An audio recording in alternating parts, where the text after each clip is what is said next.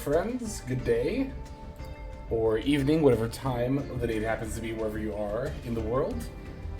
We are here for some more. I keep wanting to say Duel Cup, but it's World Championship Series Qualifiers, or WCS, which is a mouthful either way. But I'm eager to play more Vanquish Soul, which is why we're starting a little bit early today. I see Sinan, Joey, Vaishi, and Hyper Whale already, of course, as well as everyone else who is hanging out and just watching. Oh, okay, so actually a couple of things I wanted to look at before we just go into games. What do we look at for, or are we looking at rather for missions? So like 60 more speller traps. Normal, special. Win a duel, and then duel. Interesting. Okay. So we still have quite a few more missions to go. I also wanted to look at the build. Is there anything I want to change about this after playing with it yesterday? I think I've been quite satisfied with this build overall. Nothing really stands out at the top of my head. I know at one point there was talk about playing Continue, possibly. Quick play, pay 500, either add it to your hand or special summon it. I do see like how this card is quite good, but if I were to put it in, what would I take out? I liked having both Dust Devil and Snow Devil. I think there's a lot of flexibility to be had there. Also, having another spell trap to search in long games would be good too. I could see myself dropping Durandal. How often is Durandal played? Let me pull up some stats real quick. Because I felt like I never really felt like I super needed it in my own personal experience. Plus, it's easily, I mean, 76.5 is a lot. Let's see, where is Vanquish Soul here? There we go. Oh yeah, Unicorn Package was another thing that I was thinking about. Yeah, I could maybe take out, like, Triple Tax. It's up phenomenal. And then play Continue and... Okay, so I'm also thinking about, like, what if I wanted to play the cash, more of a cash package, like Unicorns and Birth? Then we definitely take out Triple Tax. Probably I don't know about Prosp, it's really good. But Unicorns Wind, that doesn't even really, like, do anything for our attributes. I might just leave the build alone. Just keep playing with it as it is.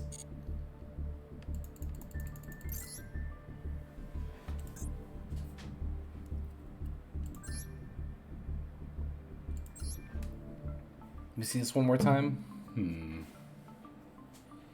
I don't know, I just feel like this is a really solid 40. What about the extra deck? What have I not used? I haven't really used Dempsey at all.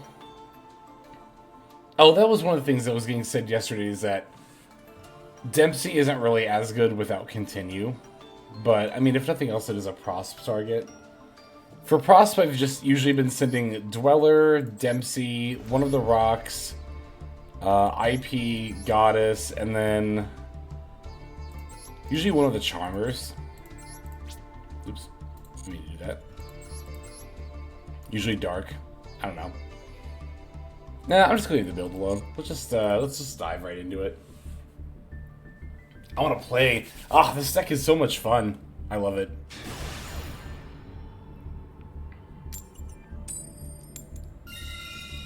All right, winning the coin flip. Good place to start. Yeah, this is definitely one of the, like, one of my, how do I want to phrase this? I can already tell you this is going to be one of my favorite decks, pretty much of all time. Oh my god, this hand is so good. Because this deck is just, like, so much fun. It's so much fun.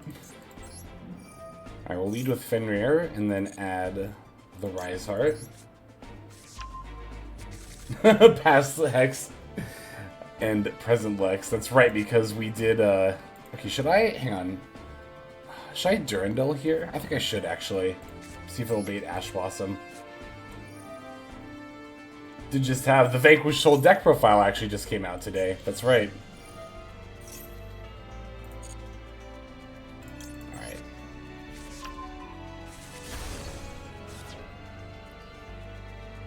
Hope you are doing well, Log Arts. Let's see. Raisin F. Definitely gonna add Genelong. And then they have something. I wonder what it is. Reveal and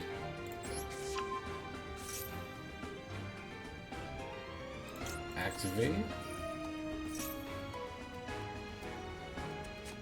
I wondered if it was going to be Maxi, because I was like, okay, is it Valor or Imperm? If so, why wouldn't you use it on Raisin? But no, it turns out to be Maxi. Okay. Yeah, being at DL17, we're probably going to get a lot of people who concede pretty easily, but that's alright. It just means more wins for us. Tried pulling from the VS spec and got nothing but Gizmek URs. I was pretty unlucky, relatively unlucky, for my first couple of... Actually, I was pretty unlucky for my first couple of 10 packs from the VS pack. Like, one of them was a UR that was, like, totally random. I don't even remember what it was, but it wasn't even... Because it wasn't even from the pack, it was one of the random ones, and it was just bad. I knew I wasn't going to use it. And then another one I got, like, one Caesar Valius and nothing else as far as URs, but... My fourth one was where I finally got lucky, and then I pulled 2 Raisin and a Stake Your Soul, and then one other UR that was like random, I think. And I was like, okay, that was enough to put me over the top. So I did get Gizmek Orochi. I think the last 10 pack I haven't described was me pulling Gizmek Orochi and then my second Caesar Valius. Because then we opened the ones on stream as well, and I think we pulled a Stake Your Soul and 2 Dr. Madlev, something like that. I don't remember, but... this hand's very, very good, by the way. This hand's, like, actually just ridiculous. Oh, beautiful. Beautiful! Even Ash Blossom to the Race Off. I think that's, like, never correct. Honestly. I think there's very few situations where that's correct. To Ash Blossom specifically, like, if your opponent, like, top decks Rate Soth and you're in a top deck roar, then it makes sense, obviously, to Ash it, but if you're in a situation like this where it's your opponent's first turn and their very first action is Rate Soth, I don't think it's right to Ash Blossom it. Even if you think it's Kashtira, there are better Ash targets. Oh, there's the Fenrir. Beautiful. I think we'll just take that, the Fenrir. Okay, or they could just concede. Oh, were they on 60? I didn't even notice. I've played a good 60-card Salad before, where they're just playing, like, every... Because, like, Salad is one of those archetypes where it's, like, it's got a lot of, like, decent cards. Oh, my God! Well, hello there. Hello there, Joey. I don't think that's the first time this has happened, actually. I'm gonna ask... Promise me you're not gonna stream snipe, okay? But either way, it's all good. Speaking of good, this hand's not bad. Keep going back and forth. Do you think Olkinix plus OG Garunix is optimal in Fire King Snake Eye? I don't know. I was actually just I made a video about this earlier today. I think that... Oh my god, Sprite. That's awesome. I think that, it's a good optional package. I've seen it in a lot of tournament topping builds, but I don't know if I can say, like, for sure that I think it's optimal. It seems pretty 50-50, like, the number of builds that are with or without it. But I think you can find success without it. I think it's a time will tell thing more than anything else. Alright, so I'm gonna Imperm here.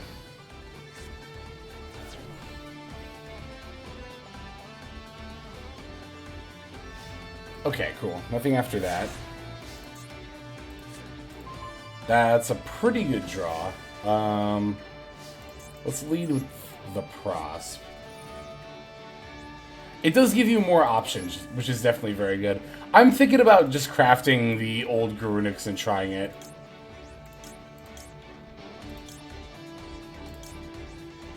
Actually, if it's Sprite... Well, actually, these are both useful against Sprite. Given my hand, though, let's actually do Hita and keep Dark. Yeah, Gigantic is much like Time Thief Redoer. It detaches as part of the effect. And you can actually detach an Exceeds material from another monster as well, fun fact. Ooh, that's a really interesting cross. Okay, so a lot of these we have already. So we can discount these. There's no reason to get Rice Heart. I mean, I guess Rhoda is really the thing that makes the most sense, right?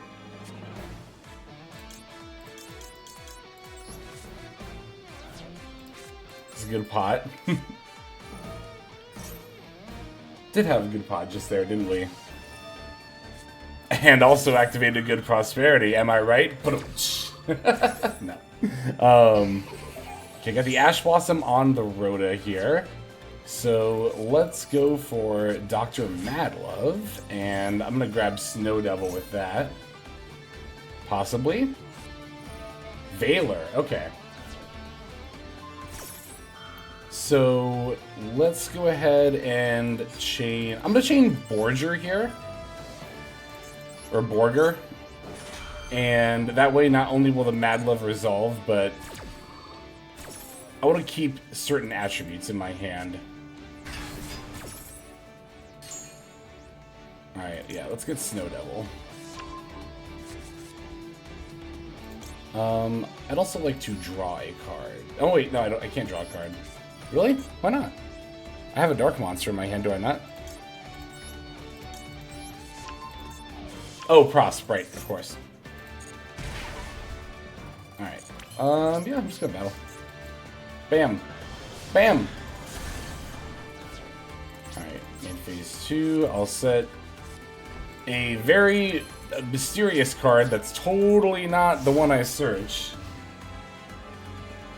And then I'll pass.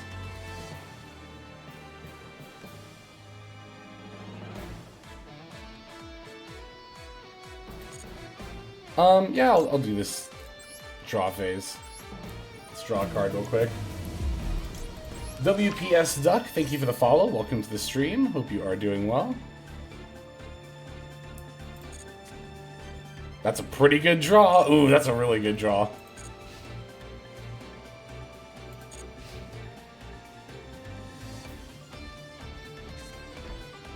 Okay, set one.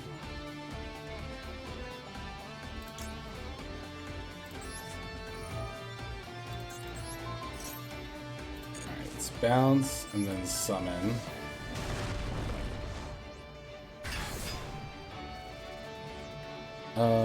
That's just a quick effect, right?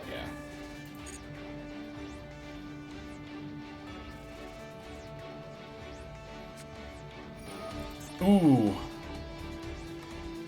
Is it gonna be the draw two or the steal? It's a draw two. Okay, we're going to.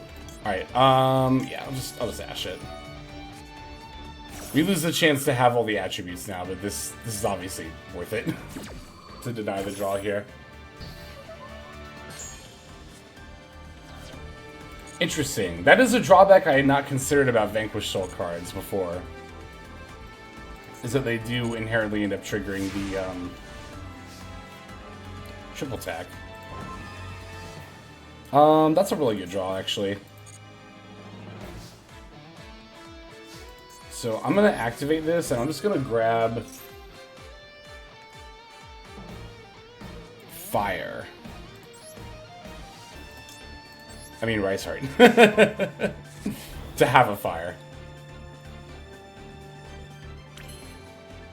Alright. Now, I'm going to force the face down card.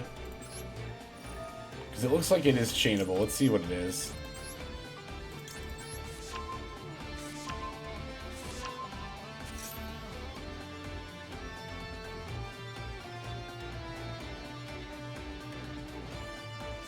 It's imperm, okay. Makes sense.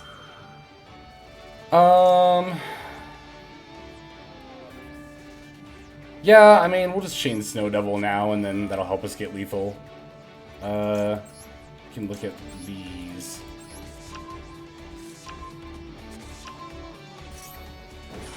Dodge everything. Yeah, this deck is pretty wild, honestly. It's a pretty good deck. I'll special border.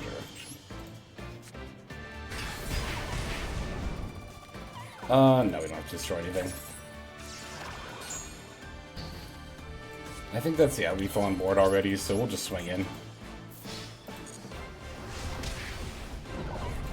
GG's, Joey, GG's.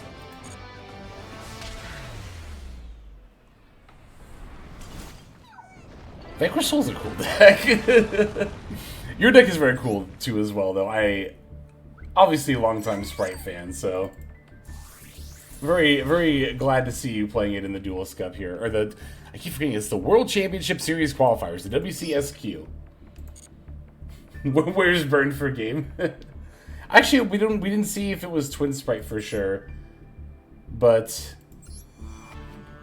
I'm just down to see Sprite all the time anyway. But GG's, Joey, GG's. Joey the She. Alright, let's go into the next one.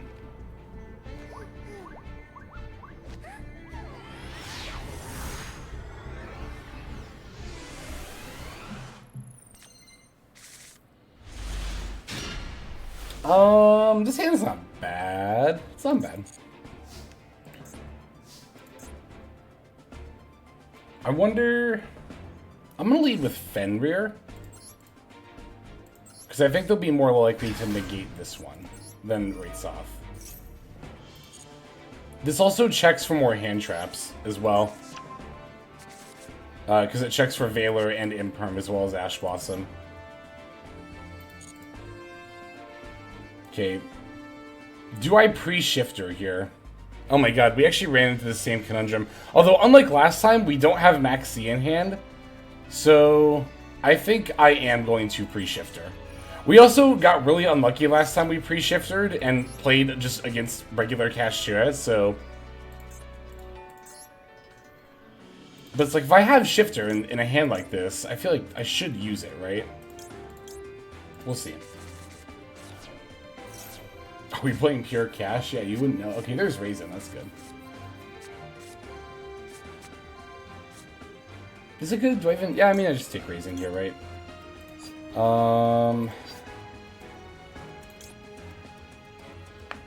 What do I Raisin for? Just Borger? Yeah, and then just bounce it back? Yeah, okay, yeah, I'm cool with that.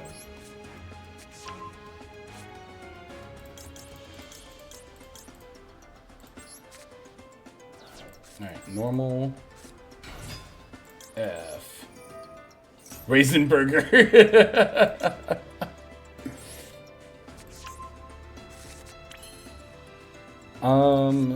Yeah, because we're not going for Vanquish, Rock of the Vanquisher, because we shiftered, so we just bounce. And I guess we'll just burn, because we don't have a Dark Monster in hand. Just get a head start on beating them, I guess. Yeah, I'll just show them Raisin, that's fine. It's unfortunate we opened Rates off as well, but...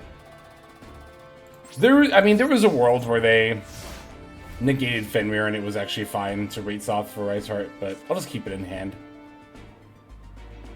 Because it's like, we're never going to trigger the other effect anyway. We might as well just leave it in hand and let them think it's a hand trap or something.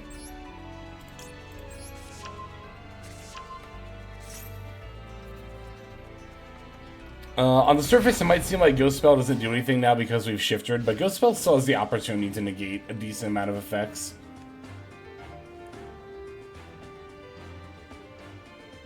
But, I don't know. This, like, is a little bit precarious, but at the same time, we do have Fenrir out, and we've... Oh, Ancient Warriors, and we've already shifted. I don't know how graveyard-dependent this deck is off the top of my head.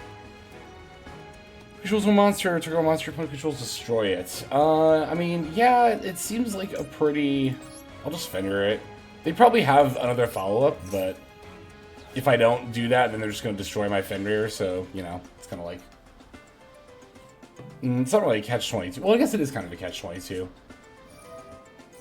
thrust, eh? For talent. Talent. Okay. For the steal, taking my Borger would make the most amount of sense. Yep. It is Ancient Warrior.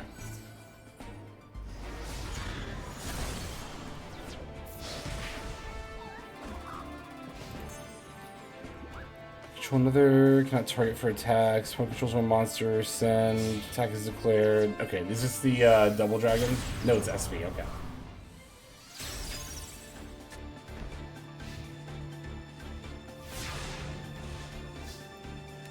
SP Little Knight. That's a really good draw, holy shit. Wow, that's a really good draw. Yeah, okay, so I normal summon Raisin here, add, if they activate SP, then I can chain Raisin F to reveal, and then, yeah. We'll just do it that way.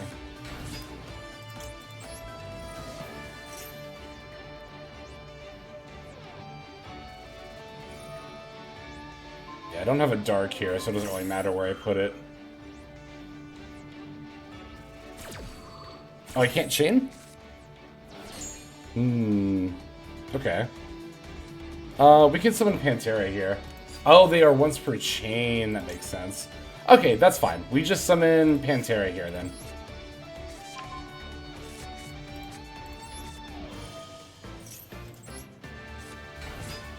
Alright, now check this out. I can pop the back row. You can look at this, and... I'm about to summon this, so I'll just let them see it. Maybe they'll forget that one of my cards is a Rise Heart that I'm not using. Cool. Alright, now F. Alright. Not going to activate that yet, because first we're going to link Pantera into Rock. Now we can add back Raisin and get the Xiaolong search, like we originally planned to do. Hahaha, yes! Ooh. I was like, I know there's a way to get back on track here. Oh, Pantera is so good. For, like, the card that seems like the random one-off that you play because it's situation. I mean, it is kind of situationally good, but at the same time, I guess there's just a lot more situations than I expected where Pantera is good. Because that card has won me so many games. Oh, I love this deck. I love this deck. Yeah, having in archetype back row removal is extremely nice. I agree. Genius Maker, thank you for the follow and welcome to the stream. Oh, did I say WPS Duck? I'm sorry. If I missed that. I don't think I said that. I'm sorry if I missed you and you're not here anymore. Oh my god, what kind of hand is this? But thank you both for the follows. Welcome. I hope you are doing well on this fine day. Salomon rates Gazelle.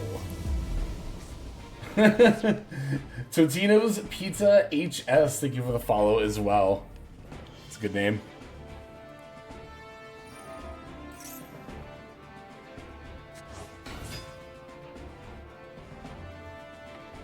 The game heard you like Raisin. Yeah? It certainly did, didn't it? We had a stream, I think a week ago or something, where we were just always opening 3-ofs of one of the cards in our decks.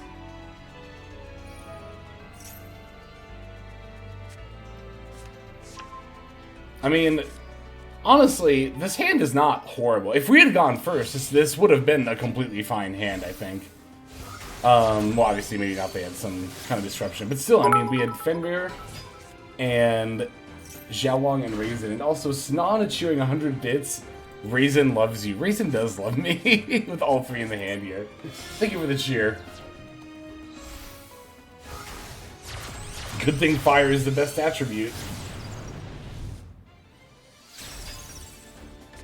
Yeah, hand is pretty good going first here. Looks like they're doing a fairly typical Salad turn 1 line here, setting up the Code of Soul as well. Did they... Let's see. Activate, send, special. Oh yeah, they just led by summoning Gazelle, that's right. I was trying to remember if they led by summoning Salad Fire. Yeah, I really like the artwork as well, I agree.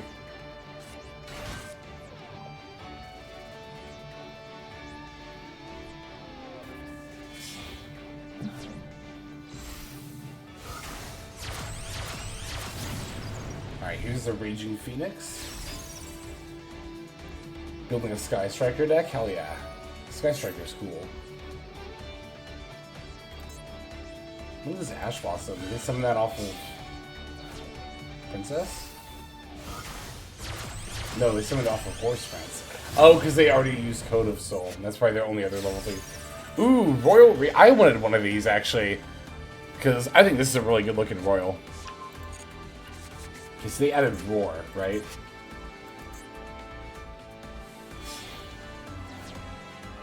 What did they make him? Sunlight Wolf, okay. Interesting.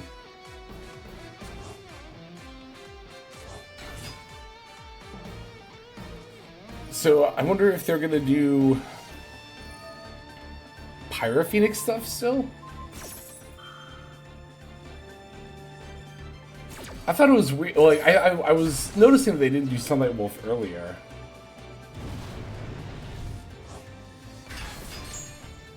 Ash Blossom back to hand? Yeah, that's probably what's happening. Yep. Oh, I see.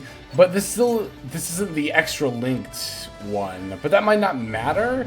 But what it means, actually, it kind of does. Because now it means your Roar isn't live, the counter trap, until you extra link your Pyro Phoenix. So you have to board wipe and then counter trap with this setup.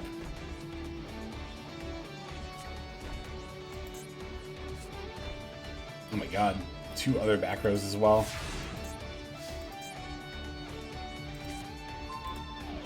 Is it always live? Am I thinking of Rage? I think Rage requires you to be... Well, it doesn't require you to be extra linked, but to pop multiple back rows, you have to be extra linked, I'm pretty sure. I thought Roar was the same, but I guess Roar is just... No, you're right. I think Roar is only if you control a linked monster. The Rage multi-pop, yeah, that's what it is.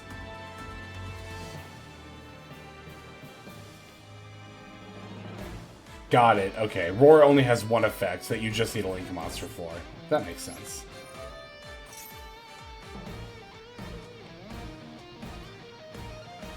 Alright, let's see if they do anything when I Fenrir. Oh, they're just doing the Roar now? That's fine.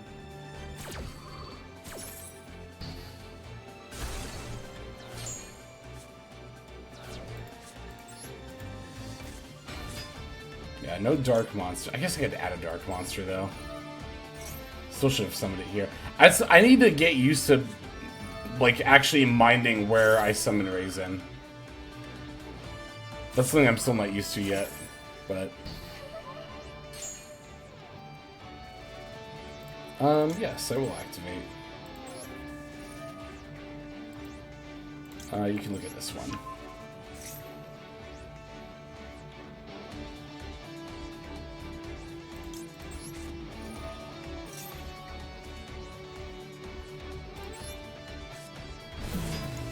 Nutria Cabbage, that's a good name. Thank you for the follow. Welcome to the stream. Hope you are doing well. Are we just gonna get this Pyro Phoenix?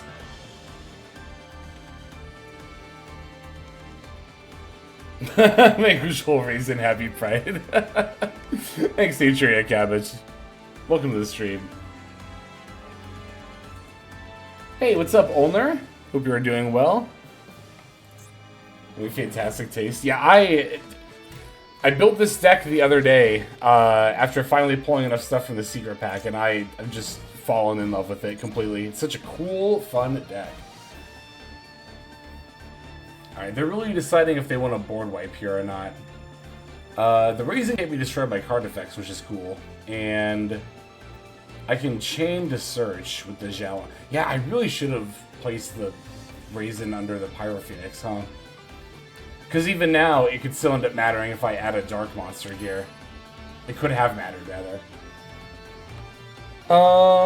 You know what I could do? Well, okay, let's activate this first. Slowly overtaking my love for Punk. Yeah, that's right, because I have that Punk Horus Xyz Armor deck that I love playing, but I haven't even whipped it out yet because I've only been playing Vanquish Soul in the first stage so far. We played a little Twin Sprite yesterday just to get games for a YouTube video, but other than that, it's been exclusively Vanquish Soul.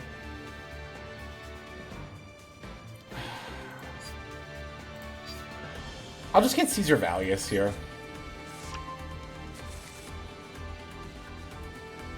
Thought you weren't a big fan when it released.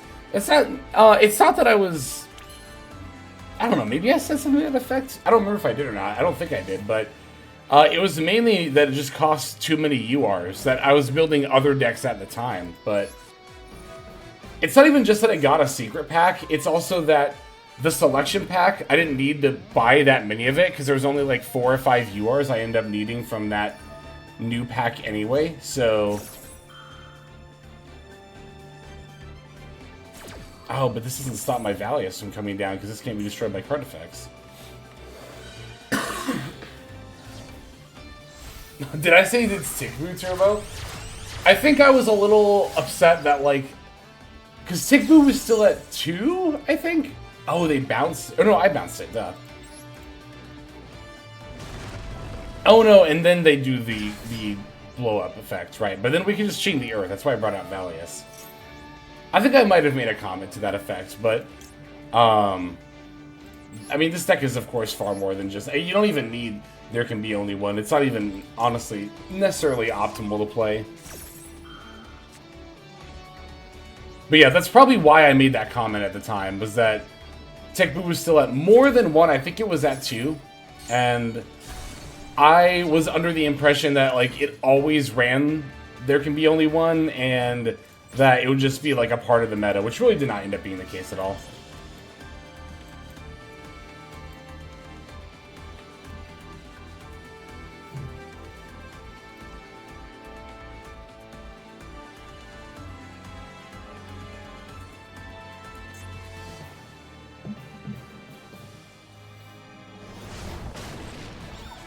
Oh, Balinks, that's right. It's fine.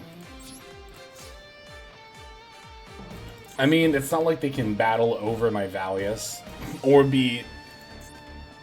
blow it up. So, I don't really think there's any reason to go into Rock here. No, I'm just gonna pass.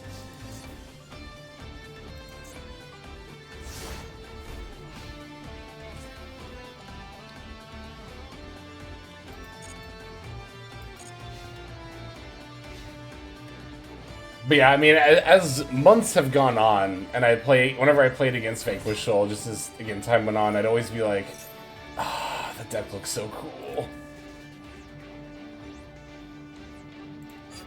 Is this not? Oh, added from, not said. That's Ash Blossoms.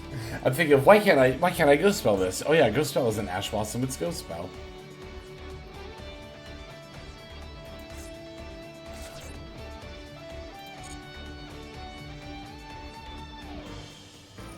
I thought about going for Rock, possibly.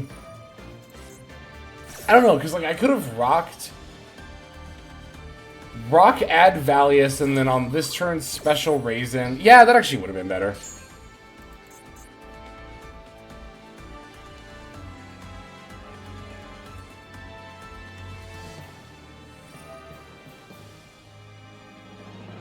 This thing is level 4, right? Yeah.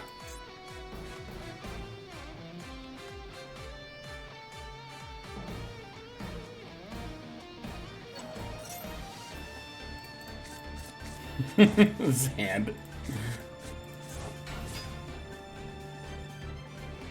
Oh, I did not use the Earth effect. I should have done that. Are they on 3 Pyro Phoenix? Is that the 3rd one? No. Is it? No, it's not. Okay. Well, either way, I'm just going to surrender here. Am I? How much damage do they have? 6,100?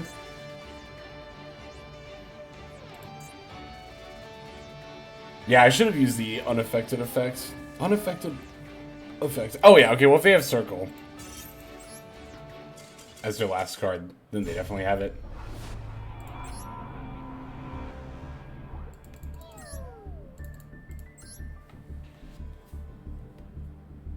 Alright, let's see what we got for the next one.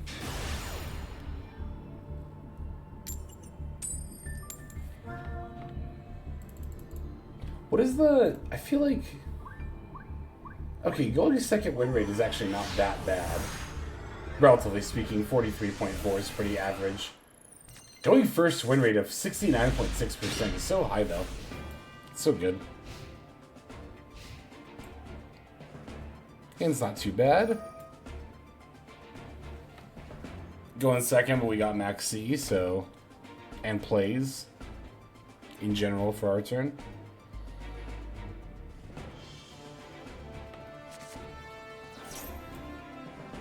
Cost for only 3. OG Garunix, Diabel, Ulcanex. Adding Ulcanex. Okay.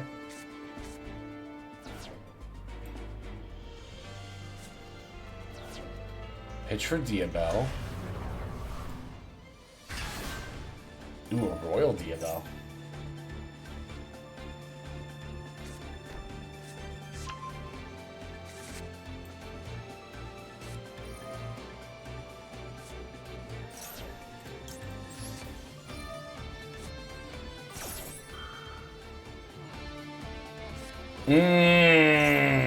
That's bad.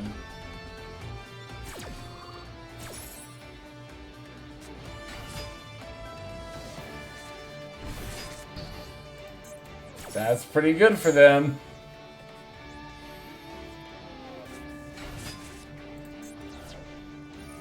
I have no more hand traps. I'm gonna refill my water real quick while they're playing their turn. BRB.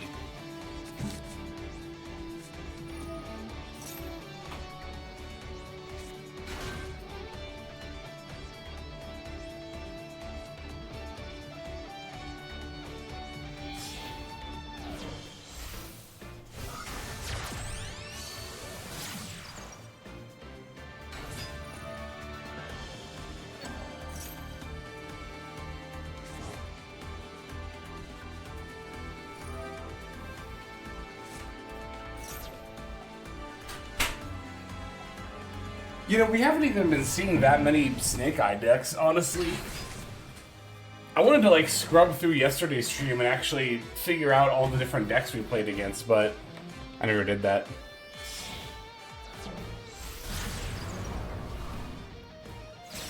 But I don't remember seeing that many at all. We definitely saw more stun than Snake Eye, which is interesting.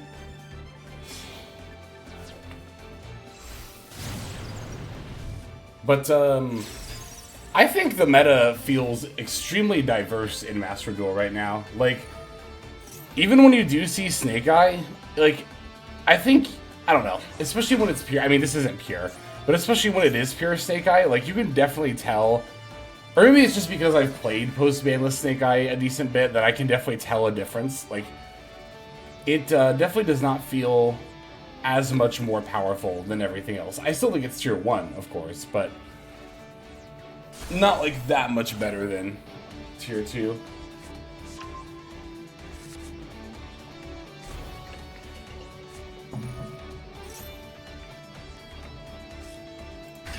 Going for Garunix.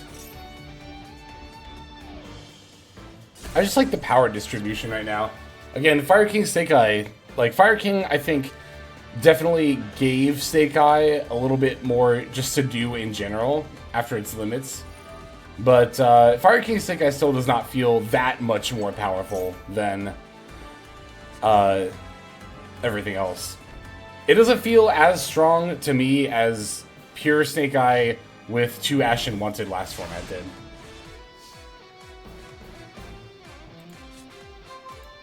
Dust Devil. Might be useful.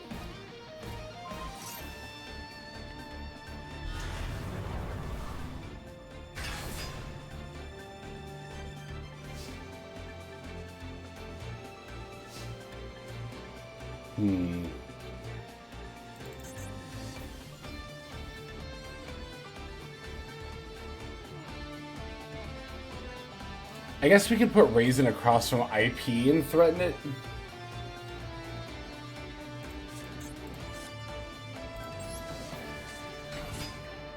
Maybe get them to use it sooner than they want to. Maybe they'll feel, or they could just imperm. That's fine, isn't it? No, not really.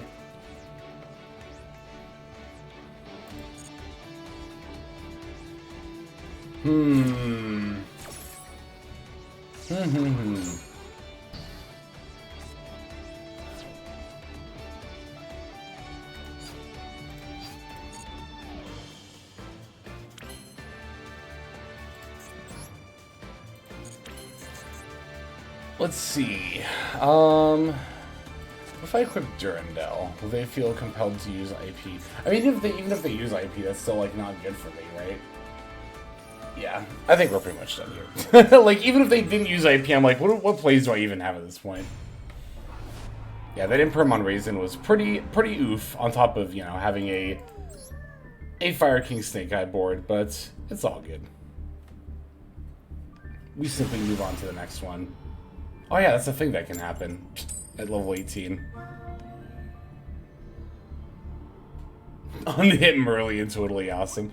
We were talking about Totally Awesome yesterday, where like, ban Elfid can come back, ban Ronin can come back, and maybe Totally just can't come back. Maybe Totally is actually just like too good of a card overall. Maybe. I'm not saying that definitively, but it's a thought I had yesterday.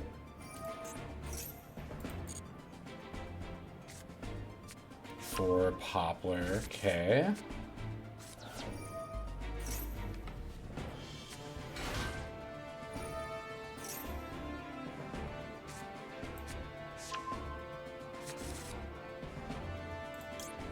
I'll let them get the search and lock them into it before shiftering. That way they don't add something like Temple, or if they're on, you know, more Snake Eye stuff, or like Subversion, you know, instead of the original sin, which doesn't do anything. Here, am I gonna imperm this? I generally don't imperm Airlifter, although I am finding that as time goes on, imperm against Turbulence is not something you can really reliably expect to do because of SP Little Knight. So now I'm actually wondering about imperm on Airlifter, and if maybe, because my thought process beforehand was, oh, but they won't have stuff in the graveyards. They can't even summon Turbulence. Never mind. Well, they can summon it with Emergency. But my thought process before was don't Veiler or Imperm Airlifter because they could just Emergency, and you just want to save it for the Turbulence anyway. But now this happens, right? So, I don't know. I mean, I guess I'll just do this, but they're going to chain SP. Although if they do that and tag out here, now they won't be able to set for it, right? Okay, they just allowed it. Oh, because they're just going to go Promethean Princess and bring it back. Oh, they can't do that, though, because of Shifter.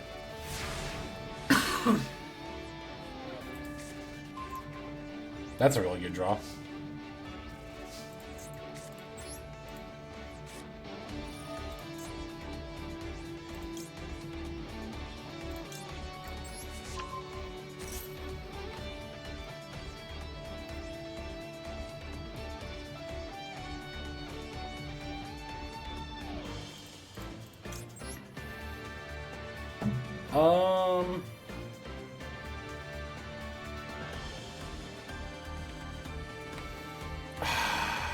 It doesn't matter.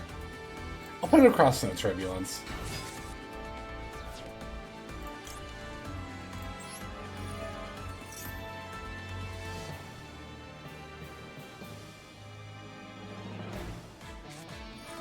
Impulse. Okay.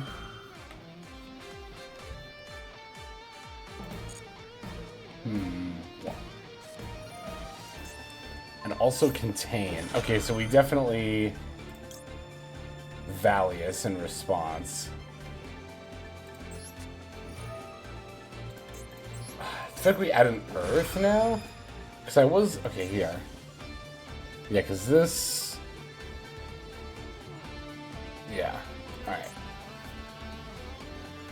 I could search for an Earth to make Valius unaffected by Little Knight. They're just going to do it now anyway, though.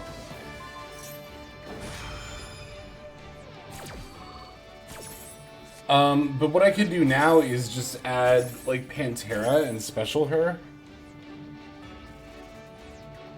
Maybe. Well, I haven't normaled. Yeah, I haven't normal summoned, so we can still do that. Oh, I could... Wait, I was gonna say, I could get Dr. Madlove? Alright, so what are we not getting? We're not getting Valius or Jalon, obviously. So it's between Pantera, Madlove, and Borger. Borger doesn't really have a body on board to bounce, so we don't get that. Pantera doesn't really have spawn trap cards to blow up, which I guess means Dr. Madlove, also being a dark, the one attribute we don't have yet, means that is the one that makes the most sense to add here. Alright, normal summon. F.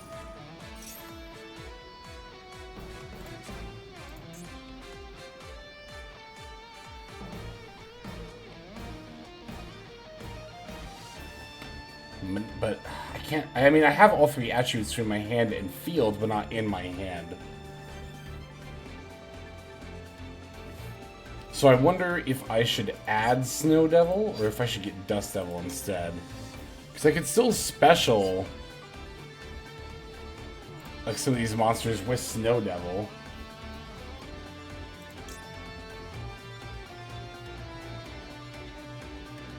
And this booking stuff doesn't really do anything for me against this deck. Not in this board state, anyway. They already have Turbulence and Preventer. Still under Shifter, so going into Rock doesn't do anything. Yeah, we really need them to activate, like, a monster effect, right? But they're just not doing it.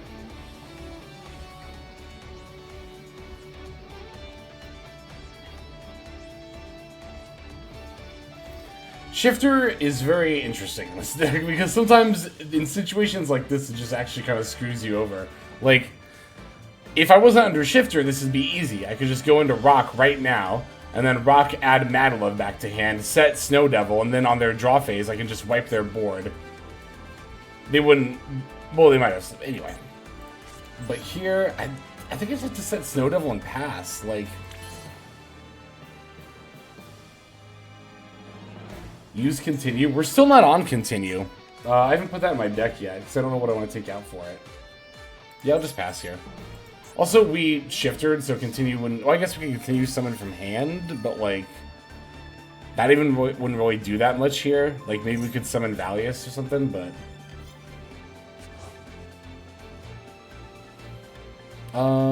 Okay, Raisin I'm gonna put here. No, that doesn't really do anything.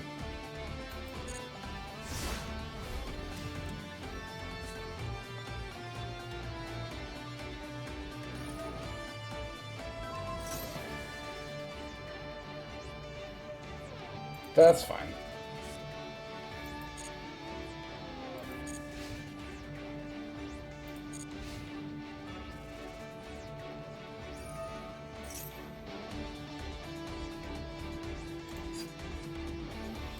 It just doesn't do anything to summon stuff right now, yeah.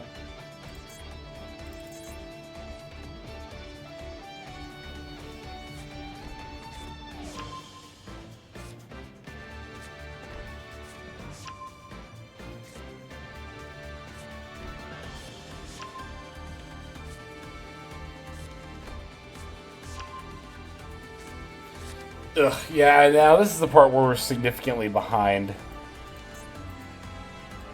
And, don't have a concrete way of catching back up at the moment. What can we top deck? Well, we'll see what we top deck. The Little Knight is so... Oh, and then the Hydrant Surge too. Yeah, I'll stick through it and see what we top deck next, but... We have to do 50 duels for our mission, though. Maybe I should just, like... stick some of these out if I'm like this far already, right?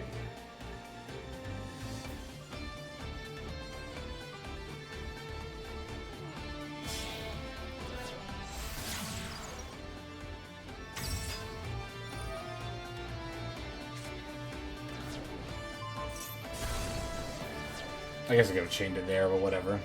I'll just surrender here.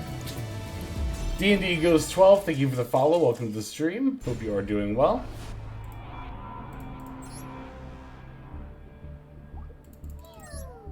Yeah, we were looking at the list earlier, and it's like, I'm not opposed to playing continue. So what would we take out?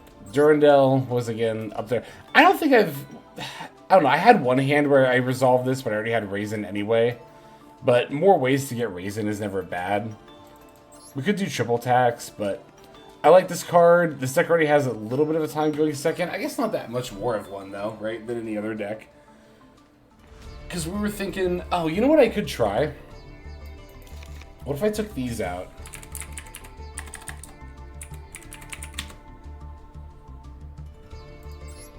Oh, that'll never do. We'll need a glossy one.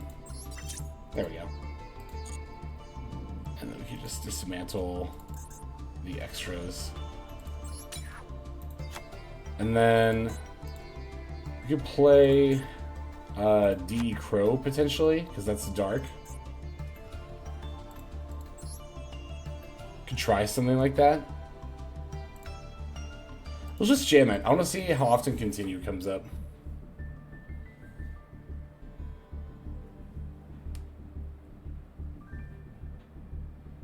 Like, DD Crow might be a little situational, but it's also a dark monster, which is like, you know, one of the attributes.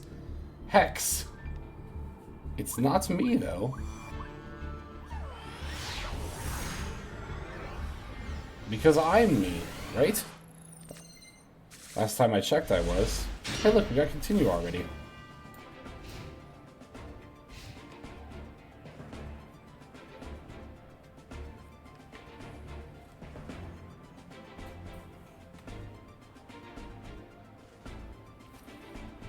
Why not Magnum Hut? Because DD Crow can hit spell and trap cards, which matters more in this format because of like DML and Original Sin and stuff.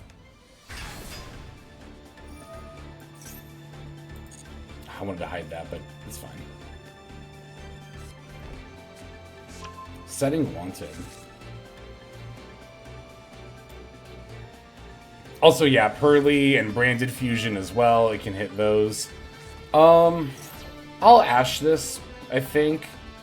I'll Ash this because I already have Imperm in hand. If I didn't have Imperm and I only had Ash, I might hold it. I don't know, they only have 2 cards in hand though, so maybe I wouldn't.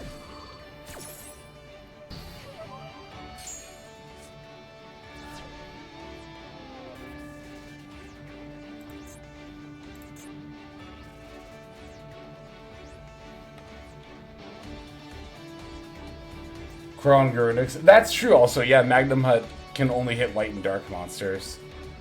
Which didn't really matter in the past against Pure Snake Eye, because you just hit IP anyway, but, cool. We'll take that for our rank down match. But now the Fire King variant, hitting fire monsters actually does kind of matter. I mean, not that Magnum Hut's bad, and I've definitely seen Magnum Hut, like if I pull up the spread here,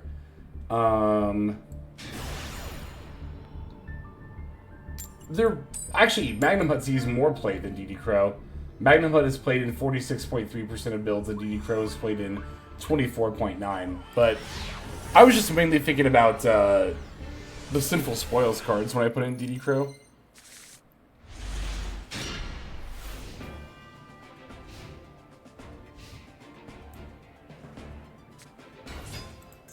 Ulcanix. Lots more Fire King today. Yeah, we'll definitely change Shifter.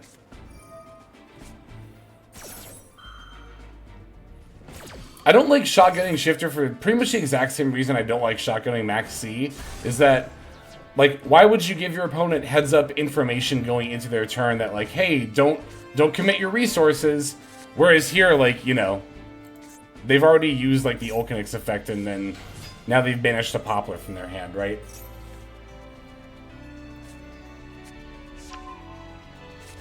Yeah, they're just going for the Skyburn pass here, it looks like.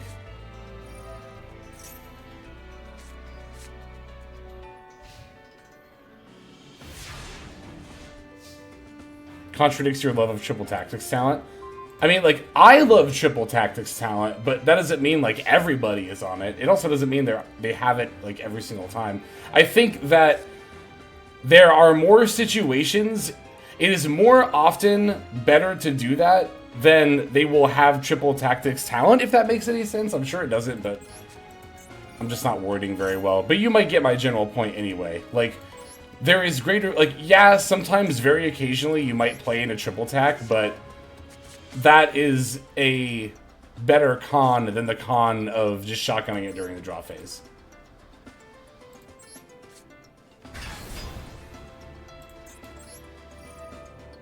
Or that is a lesser con, I guess I should say.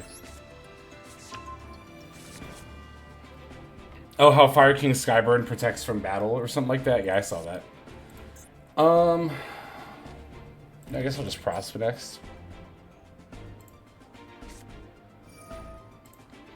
I guess they still don't have any indication I'm on VS, do they? They might still think I'm cash. Well, they'll know after this. Not using Dweller, we're not using Dempsey. Yeah, I guess I'll just stick with these.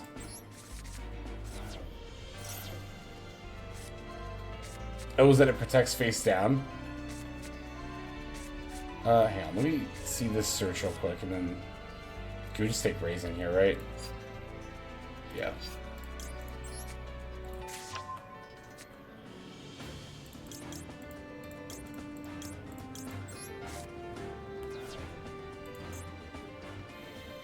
If your Fire King cards will be destroyed by card effect... See, I thought it was... Maybe it's both, but I thought it was that the monster is about to be destroyed by battle and Skyburn protected it.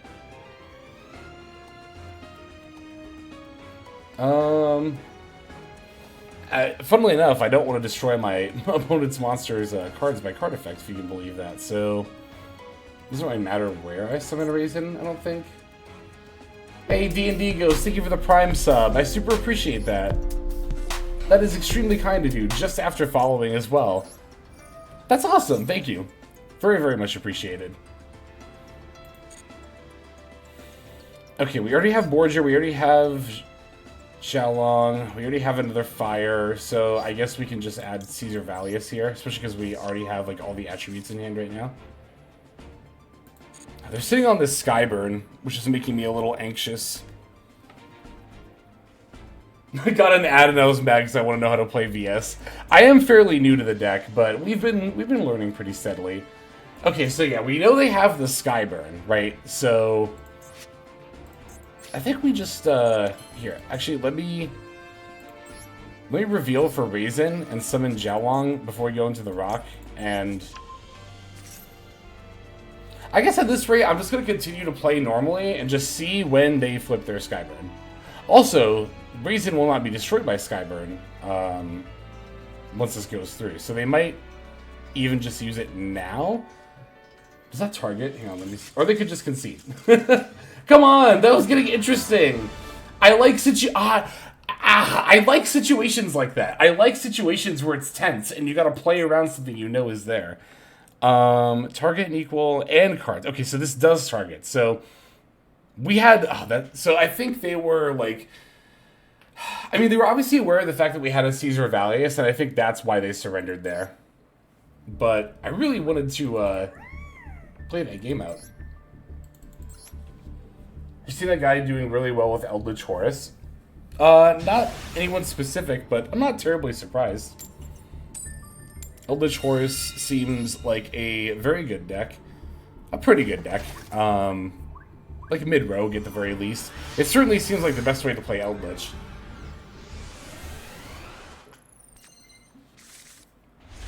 For your, oh my god.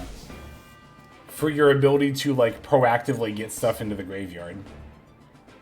Like, even your trap cards, so you can, like, do it during turn 1 end phase. You can start, like, using your Eldritch traps to set stuff. Yeah, so here, we're just gonna summon Fenrir, add the Rise Heart, and then pass, and then we'll wait to Shifter and or see during our opponent's turn once we see what they're up to. Ah, yes, average VS hand. Eldritch is very underrated. It can become such a strong grind game. That's also true. Honestly, that's a pretty good point. Like, a lot of Eldritch's strength is the grind game with the Golden Lord himself. So, okay. Foolish Burial Goods makes me kind of think the fact that it's 41 cards too. It's probably tier, but there's a number of things it could be. I guess, okay, I'm wondering if I really want to Shifter and C during the same turn. And if I think it's tier, then I definitely don't need to C the same turn I Shifter. So, and if they chain like Call By or something, then I can just chain Max C anyway. So, I'm just gonna chain Shifter.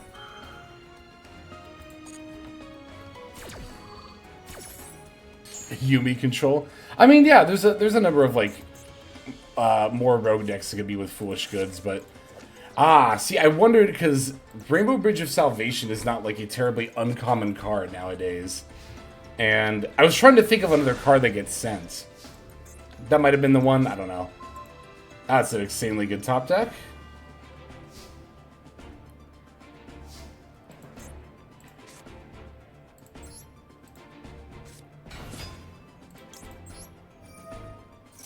Hello, Chris Rowe.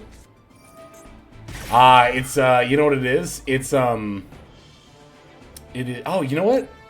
I can chain this, and then this will resolve. It's Horror Stun.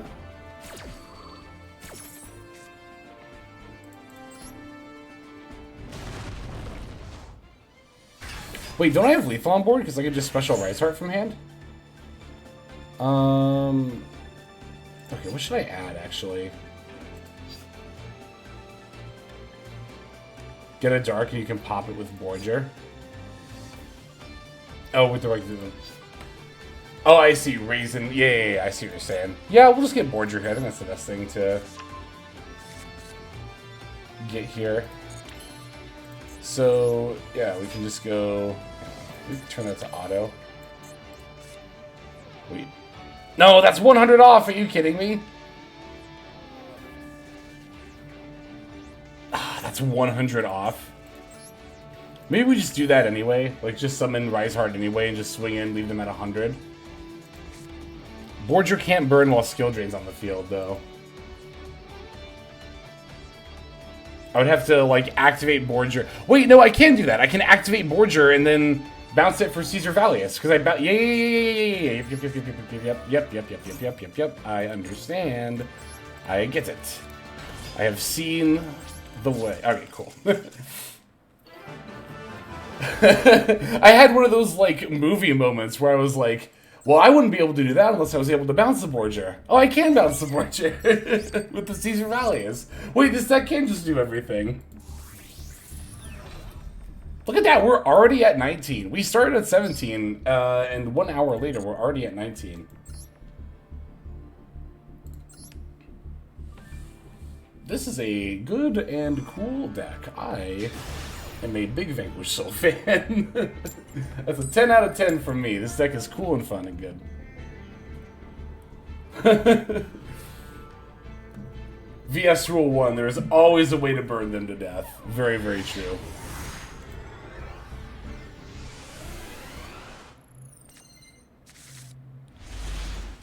Alright, going second. This would have been a pretty good going first hand. This hand is not that great going second, but we have Great Kara and Fenrir. That's not bad. And Raisin.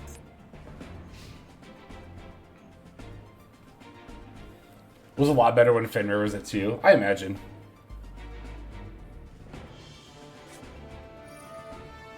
One for one. Is this going to be pure Snake Eye? Actually will be my first time seeing this, I think, at all, right? I think we've only seen Fire King up to this point.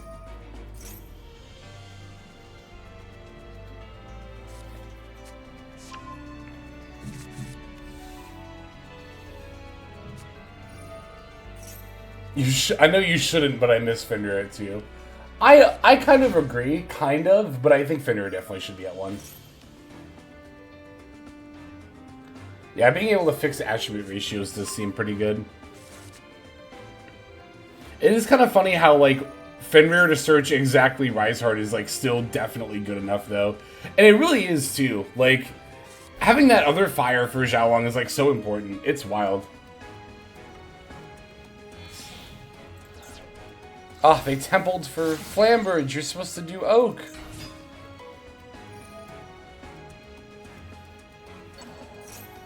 To 3? Nah.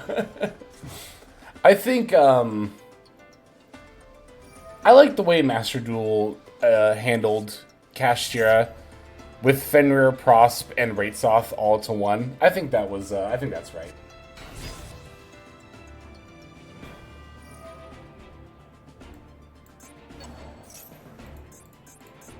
Because I feel like even once a Reinhardt released, along with Theosis and Raitsoth, like, due to popularity and just, like, because it was new, like, it probably felt like Cash was tier 1, but I wonder. I want to go back and look at that data and see, was Kashtira, like, ever even tier 1 in Master Duel?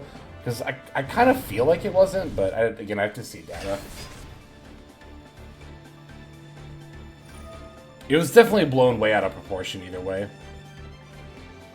But it's funny because that's another example of like people saying consistency hits don't do anything, but like, yeah, consistency hits were 100% why.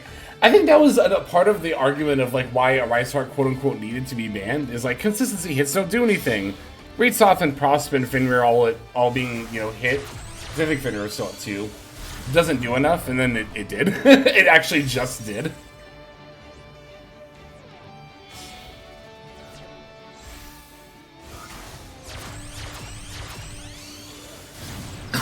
Excuse me.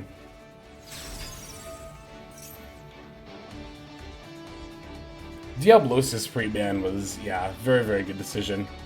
I mean, it was an obvious one, honestly. But to be fair, Konami doesn't always make obvious decisions.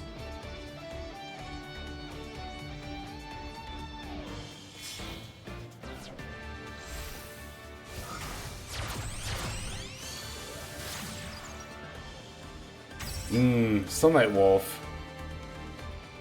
But why? I'm not a fan of this card in Pure Snake Eye. I don't think it's good.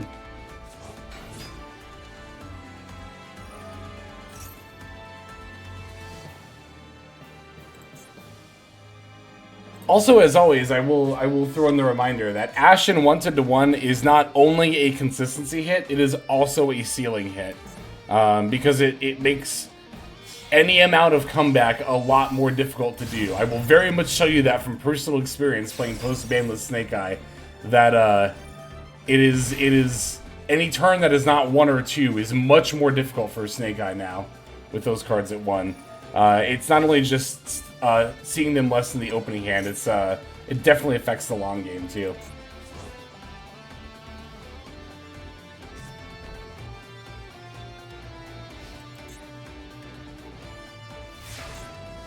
Yeah, that's kind of wild, and it's one thing that oh god, that was not a good Durandol draw. It's one thing I really don't like about the. Actually, how am I gonna lead here? Well, I don't need to stake your soul for an Earth, right? So you can just summon Fenrir. Although I could stake your soul for Pantera, although they just summoned the IP anyway, so yeah, that doesn't do anything. Alright, let's just summon Fenrir.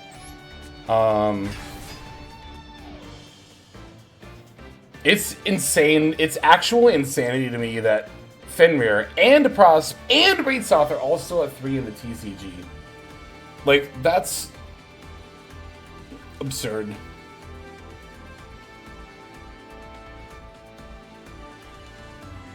And a Reinhardt ban is such a weird way to address that.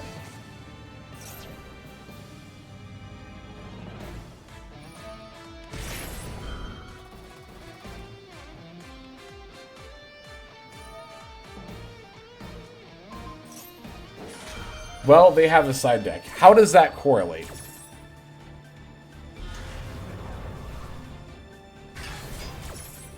Isn't they have a side deck actually more of an argument to, like, have a Reinhardt legal and then limit the other stuff? Because there are so many ways to address a Reinhardt. Ooh, what am I banishing here? I kind of clicked on this without thinking about it. I mean, it's going to force their IP either way, so I guess I might as well click this.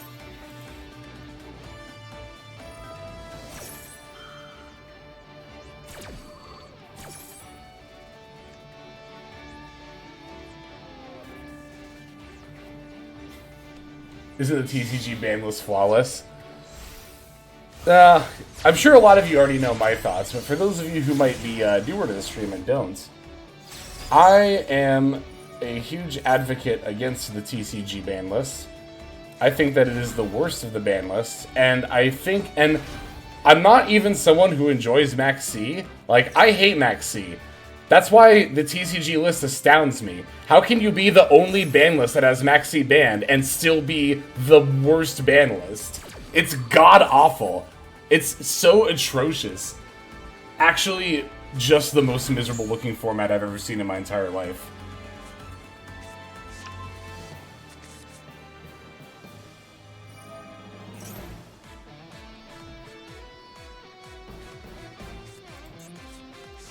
So making subversion. Ugh. Our hand is so, like... Okay, actually, what all has activated its effects so far? All three of these, right? Let's just get them to use Appaloosa's effects here. They probably won't, though. Not on the search, right? Yeah. But what if I normal summon Raisin?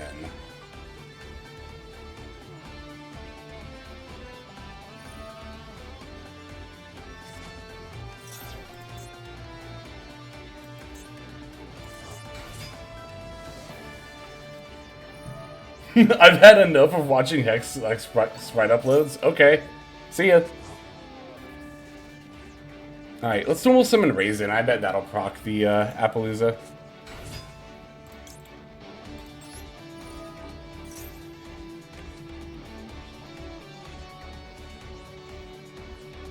There we go. Oh yeah, in front of Appo. Well, we don't have a Dark. We do have multiple... Well, we don't have a Xiaolong. We could summon Xiaolong and search a Dark, though. Yeah. Alright, either way, let's just,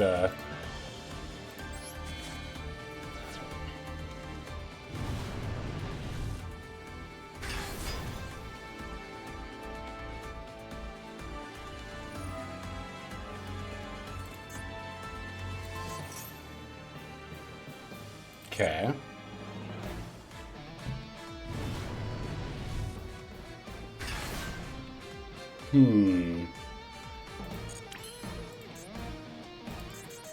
So if I special Rise Heart... No, that's not enough. Okay, so Rise Heart battle... This has to battle here. No, that's not enough. But I still have Stake Your Soul as well. Okay, so let's do that.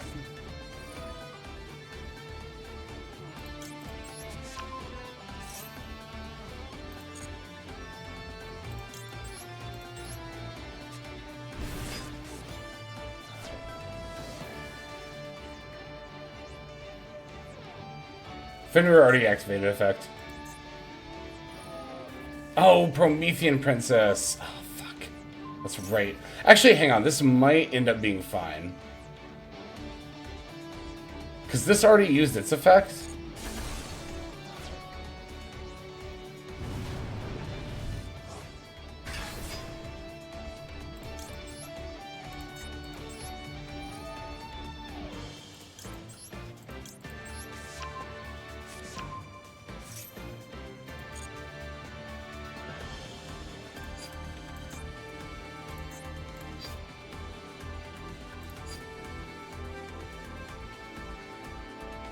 I don't have Dark at all. I could... Oh, I can't bounce Fenrir, no, so I can't even burn. Wow, this is a weird situation to be in. I think we have to take Valius here.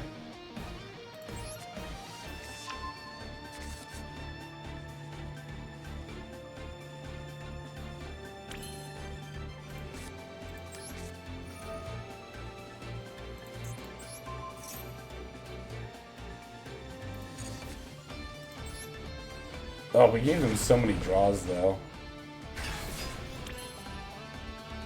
Wait, but if I... Hang on.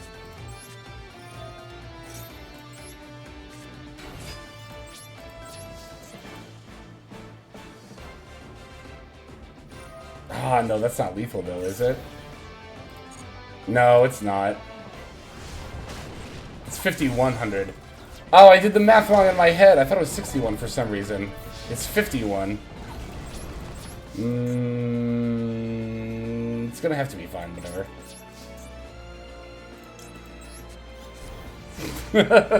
Dang. Can't summon Rock, you already used Rice Heart.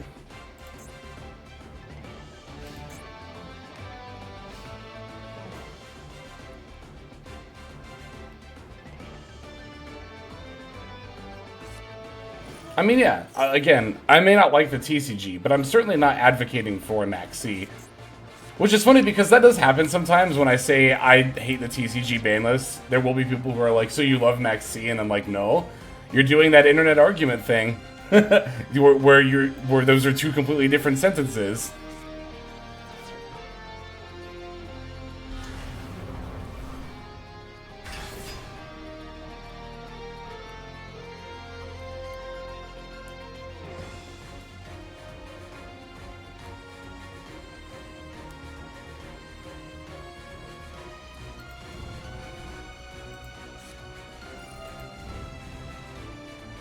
Oh yeah, are we getting a bonfire mate at some point? Oh, Valius, that's interesting. Oh, because it's my only VS monster, I guess? Not Fenrir, though? I found Valmonica pretty fun. Would you make a video of the deck? I'm not opposed to it, but I don't have plans to at this time. Because a lot of...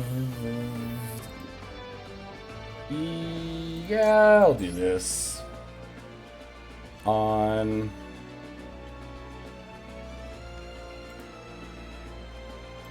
you.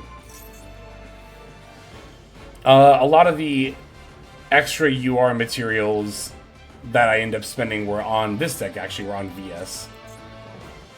I know I have my, my kind of savings account of UR dust, I guess.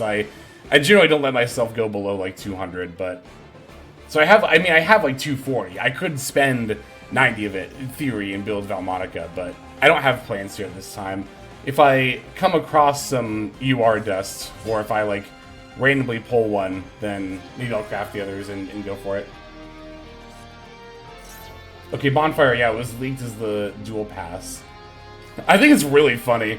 I think it's a really funny idea for a mate.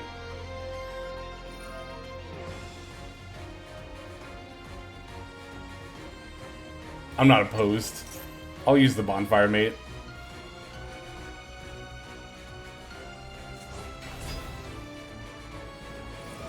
Alright.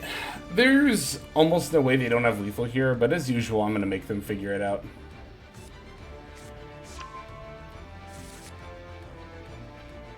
That's too bad. I should have just slowed down and I had plenty of time. I should have just pulled out my phone and actually calculated damage.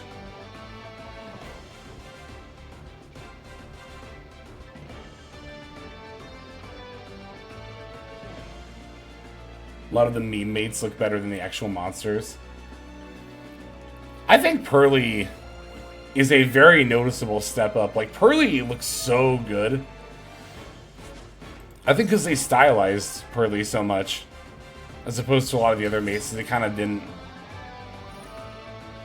They've definitely overall gotten better as time has gone on. Better than the mini Borreload. Is still my least favorite of the ones in the shop, I think. Cosmo Beat Mate is cute. As usual with free mates, I wish it had more animations, but it's a very good concept for a mate, and it looks good.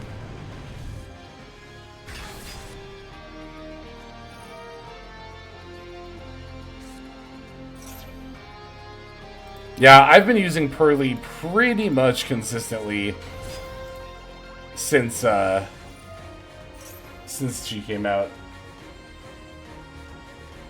LoseCon is time limit? It could be. I don't know, some people are their own LoseCon, some people just misplay, although this person...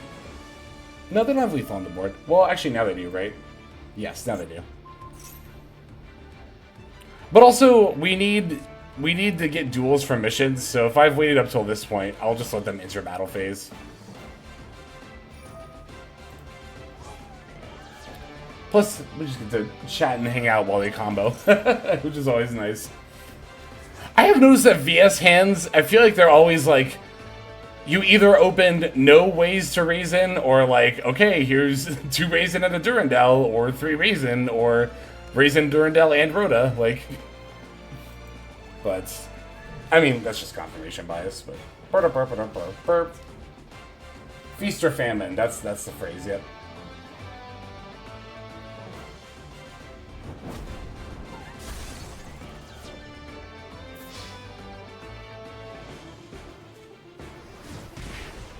Where you get a raisin but die to 1 hand trap.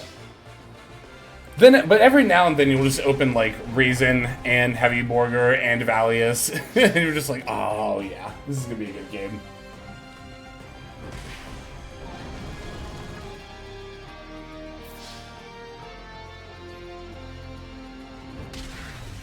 GG's eat. Rank up game to M1 this season, a horse player had Leaf on board, but they started comboing into my hand traps and lost. It's so good.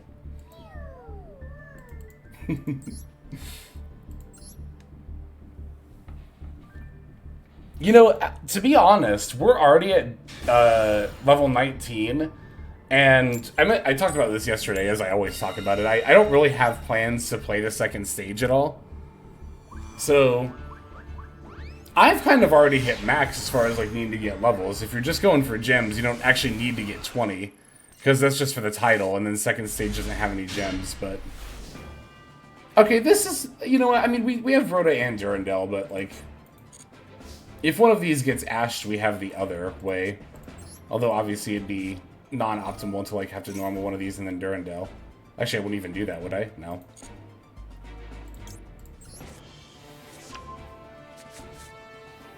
Yeah, hand's not bad. Not bad at all. We have the Ash Blossom, so that's our other fire monster, so we can get Jiaolong here.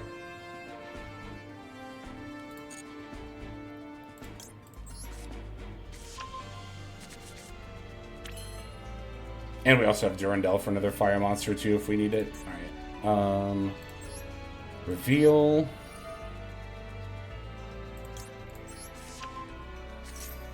Players are getting smarter, they won't ash Rhoda anymore.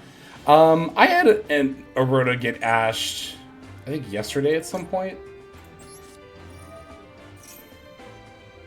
It happens every now and then, but I will agree that as time goes on, I do notice that less and less.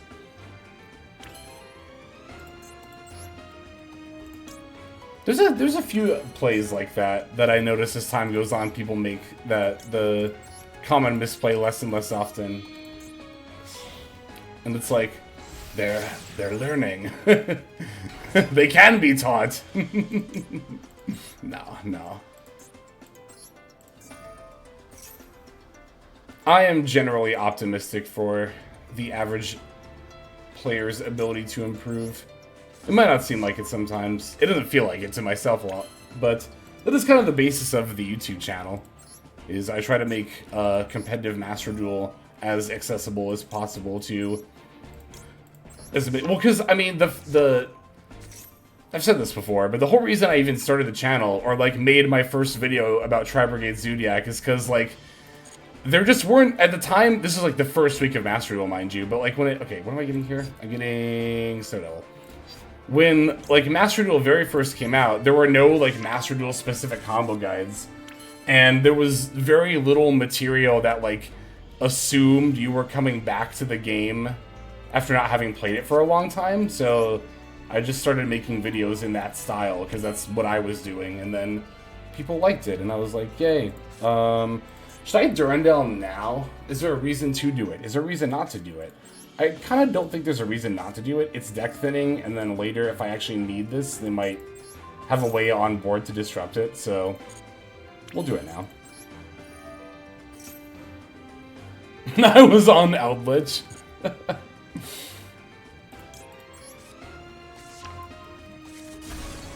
First few seasons were like the Wild West of Master Duel. We're not summoning Borger. I'll keep the Dark in hand. Also want to keep this on board for the search, so I'll just end here. Easy got the replay submission. We'll check that out here in just a little bit during the intermission. And if anyone else has replays they want to share, we will also check those out during that time, at the halfway point of the stream. Okay, they know we have 2 raisins, so we'll just show them both of them.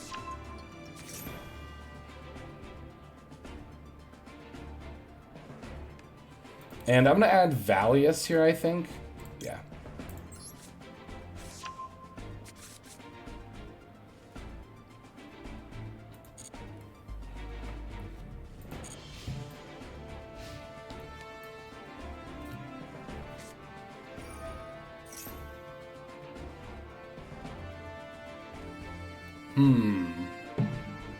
Okay, Wanted is fine. I'll probably throw out Max C now. Just because yeah, I'll just do it now. I already have an Earth in hand. I don't really care if they negate it. I might as well try to get extra draws. Yeah, this is fine, whatever. Ooh, that's actually good to do that now too, because now Call By doesn't potentially fuck up Rock of the Vanquisher if I need to bounce something later. Which I probably won't, I'll probably just special Raisin, but... Okay, so order of operations here. We want to probably Snow Devil sooner rather than later. Although we could Raisin first, because we already have multiple fires in hand anyway. We can also use Ash Blossom and not worry about it. But we definitely need to Raisin and Snow Devil before we start summoning Borger and Caesar Valius.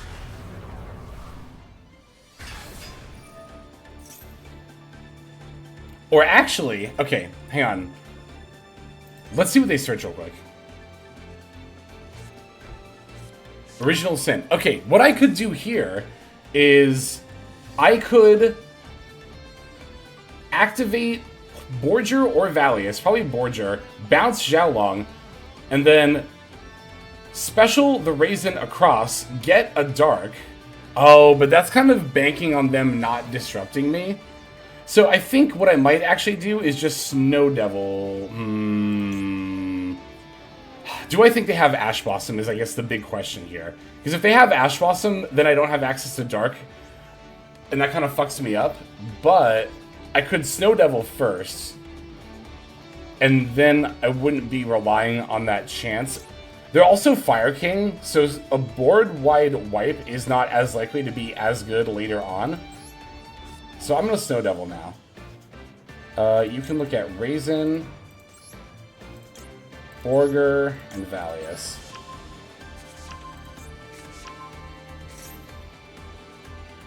Oh, it does kill the rock, you're right. Shit. Wait, does it? Then you can destroy all monsters on the... Yeah, it does, doesn't it?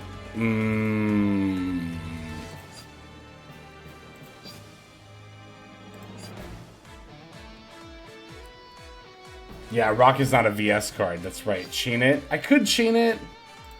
I mean, I guess there's kind of no point to chaining it right now, is there? Because I don't have anything to add from grave to hand, and summoning another thing doesn't do that much for me here. Because I'm going to special Raisin anyway. Right? Pretty much. I don't think there's a need to chain it. Maybe there is, and we'll figure that out. But I think we just summon a Raisin here. I'll summon it. I'll summon it here.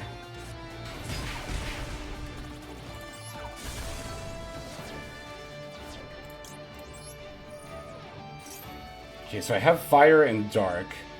I'm gonna add another Earth. So probably just like Pantera. That way I can still reveal all 3 for Valius.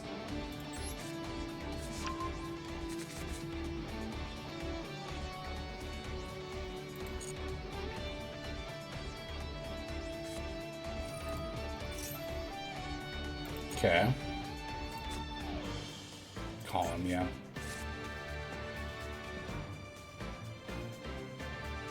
I could blow up Fire King Island now? Are they normaled? No? Okay, I'm not gonna do it then.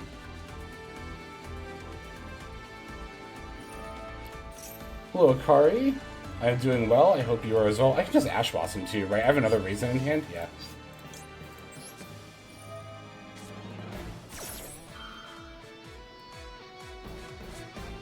That's fine.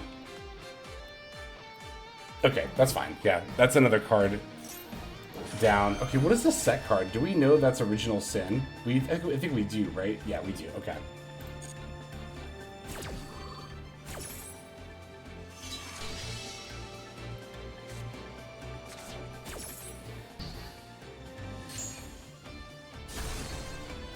Popping Kieran. See, that's kind of why I wanted to get rid of Island. This is I didn't want them to mostly trigger a Fire King effect in hand, but... Okay, so they're gonna go Kieran for Kieran. Ugh, and they get Garunix and Kieran here.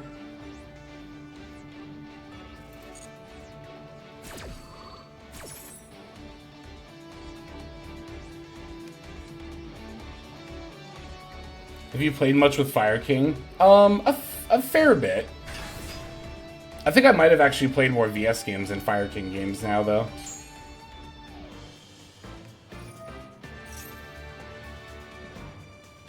Garunix. That's fine.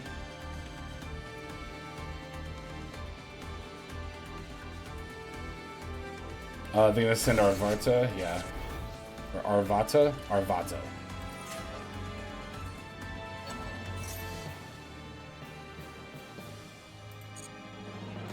Still no normal. So that's the thing, we can't like preemptively just destroy the face down, right? Because then they just banish and search for Snake Eye Ash.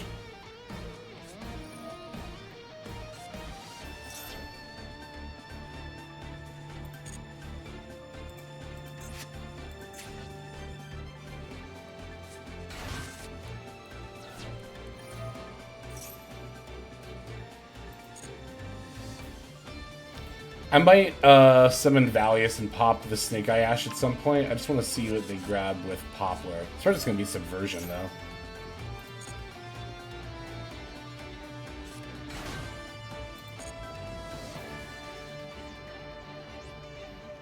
I forgot about Snow Devil destroying Rock. I should have played that better. Oh well. I mean, not oh well, but lesson learned, I guess is what I meant.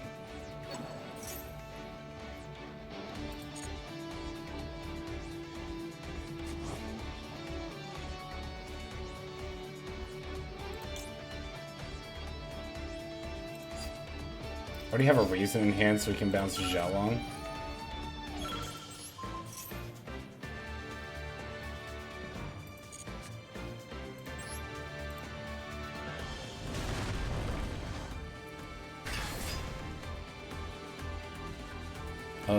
F.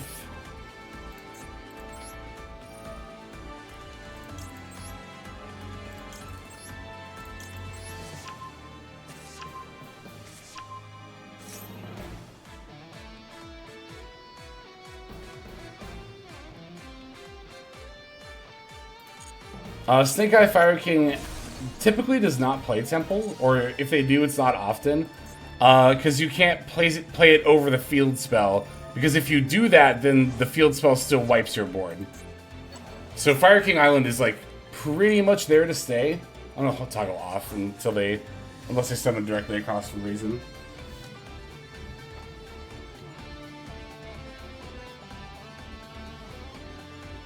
I learned that the hard way.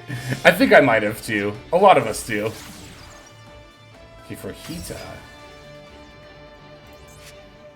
For my Ash Blossom. For Princess. For Snake Eye Ash. Yeah, and then they continue their plays. I'll just put that on off. Actually, will I? No. So I might need to summon Borger.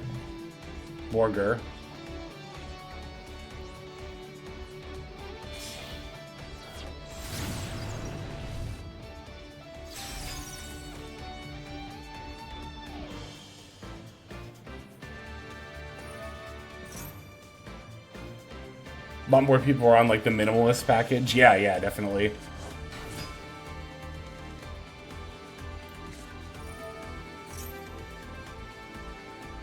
Okay. Oh, they had Flamberge in hand. Ooh. That's bad.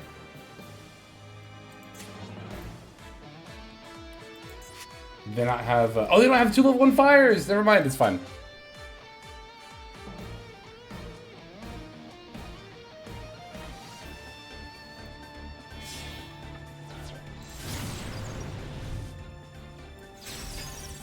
Okay, so we're definitely not gonna summon Borger now, because then they just get Princess and OTK.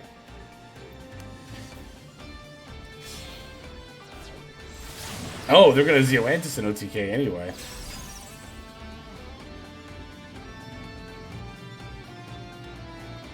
Duh. Is this an... Yeah, this is an OTK, isn't it? Yeah, there's no way it's not. Are you kidding me?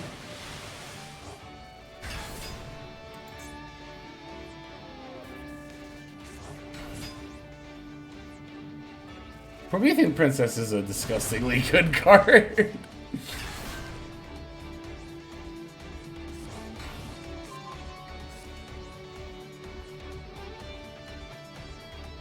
This is a pretty cool line, I will admit. It's a cool way to OTK.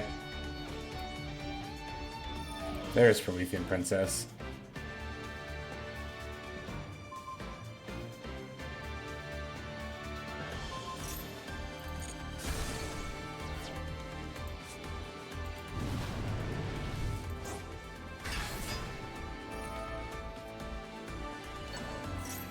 Yeah, bouncing doesn't do anything here, right? Because I can only do that during the main phase, and they pop during the battle phase. So we'll just leave that on off.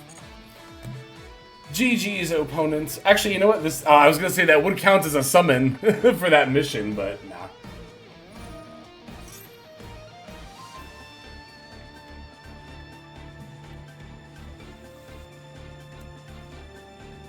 I guess they must have just misclicked in putting Caesar face up.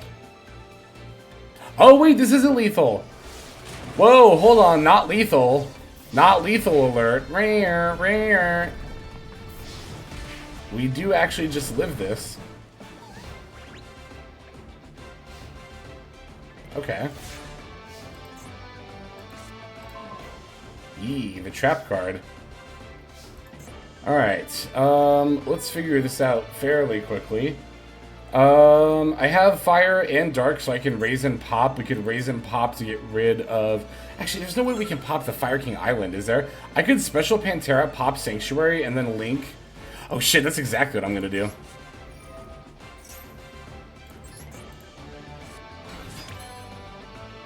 Oh, do I not have an Earth and a fire? I don't have an Earth. Okay, we can fix that.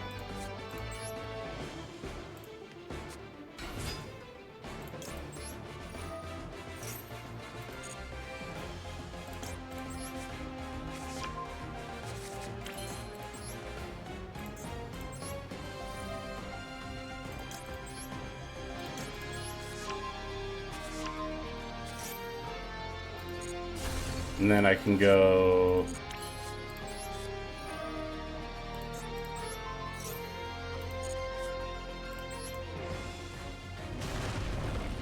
I don't even need to make Nightmare Phoenix.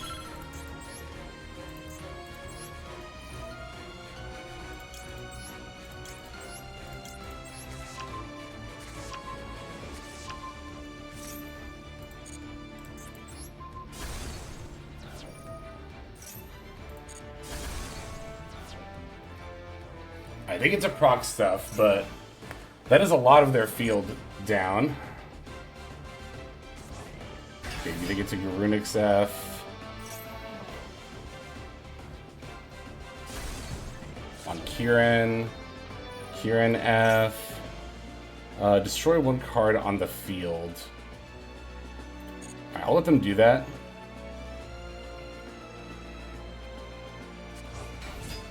Oh, I should have chained Raisin, actually. Okay, they're just throwing Valius anyway.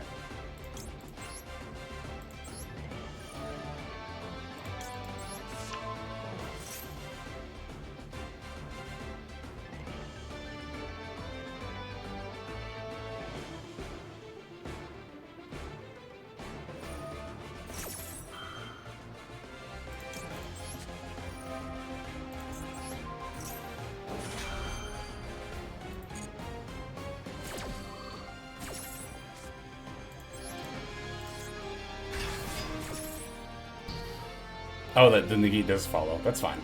Oh shit, hang on.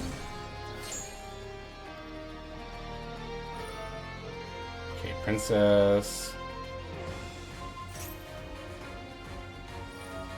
Oh, they get to bring back Raging Phoenix too. Fuck. Nah. I mean, I tried. Dang, we were close. Yeah, popping the Fire King Island just wasn't enough.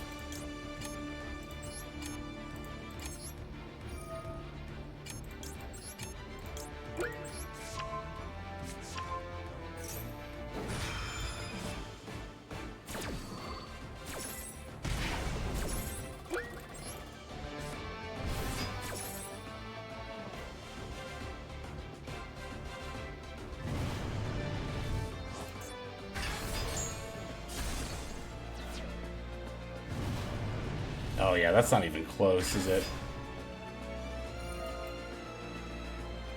Dang. I wondered if that was going to be enough, but it just really wasn't at all. Too many resources.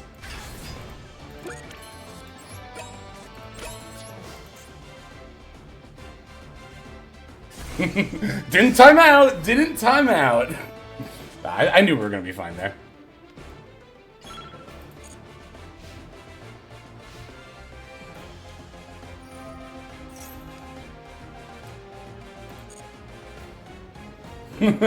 Fastest hands in the West.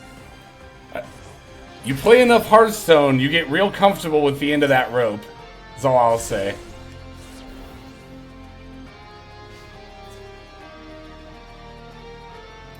Yeah, they can just have it. Or can they?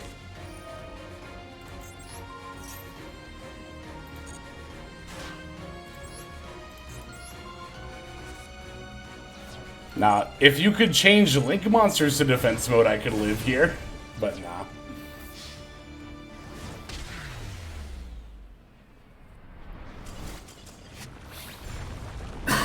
Excuse me. But that was a decent game. We'll play one more, and then we'll do the replay from easy for intermission. I've never once hit 60-second countdown. Makes me feel like I should be taking more time with my plays. I mean, I don't know. I feel like a lot of the time I get to low timer is on stream. Like, if I'm playing at a tournament, or if I'm just playing on my own, it doesn't really happen to me, like, super duper often. But there are also, like, longer games where it can happen. And to be fair, this deck does get into longer games. Okay, so wait a second. Let me... If I Raisin... Okay, let's just do this.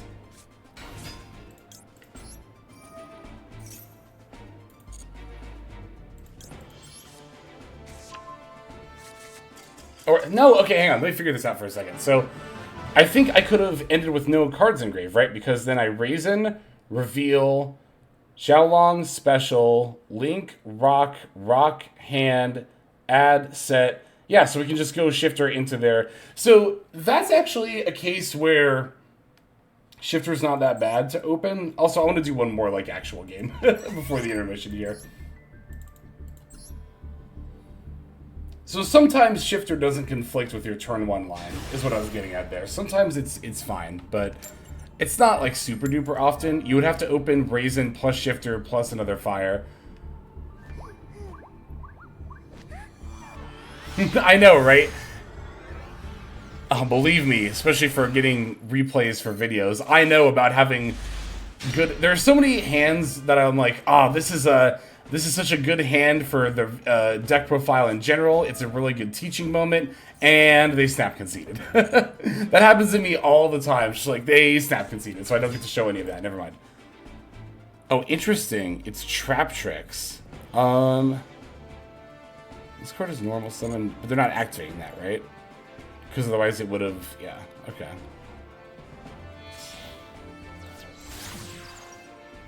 For Sarah. Okay, yeah, they already opened the Trap Trip Garden.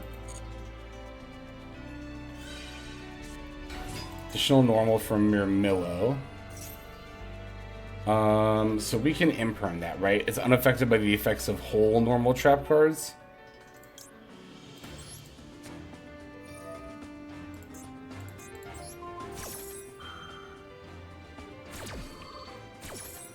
Yeah, you can't imperm Sarah, but you can Ash Blossom Sarah.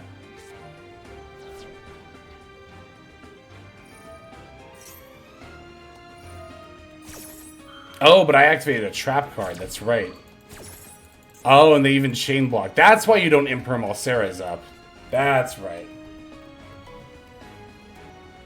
Lesson learned. I always forget about that because it is... Oh, that's cute. Treacherous Trap Hole. Yeah, I always forget about that because it's if either player activates a trap card.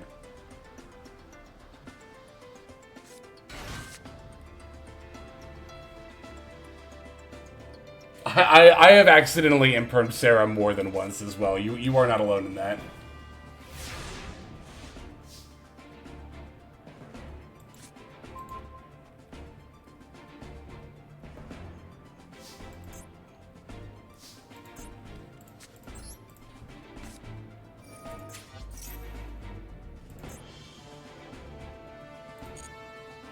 I was gonna say, so that has to destroy 2 monsters on the field, right?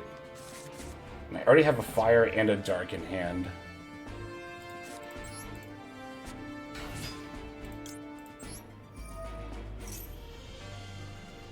Maybe... that's fine.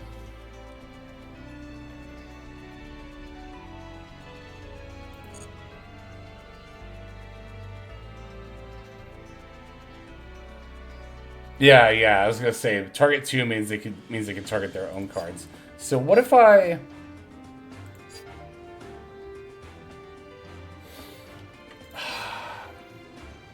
But what if I chain Raisins F and then...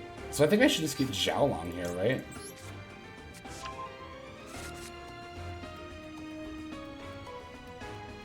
Oh, but I can only do one of them. Right, of course. That's fine. So if I reveal Fire Dark, they chain Treacherous Trap Hole, target. And then I can chain Borger Bounce. This will still get destroyed. And then I can summon Xiaolong. Yeah.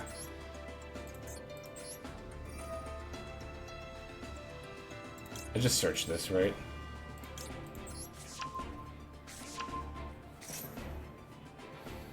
Doesn't Treacherous Trap Hole target? Am I stupid? Did I not just read this card? It is target, okay. They're imperming. Ah, but they're imperming as well. That's a problem because now we're gonna go here. And then they're gonna chain Treacherous. But it does mean that this Sarah will get popped. Because, oh, okay, never mind, we're good.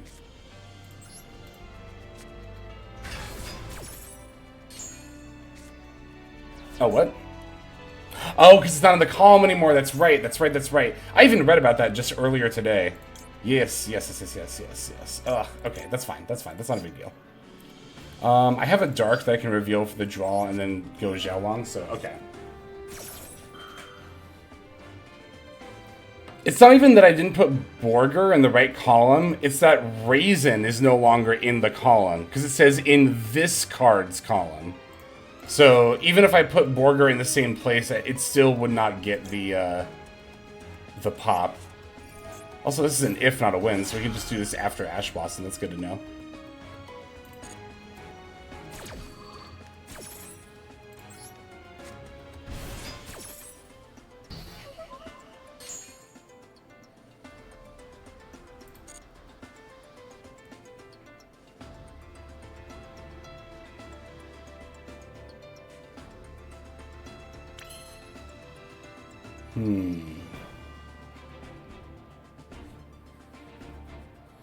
Let's go for the draw first.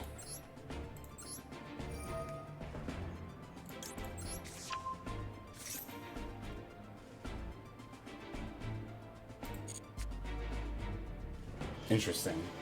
That's an Earth monster.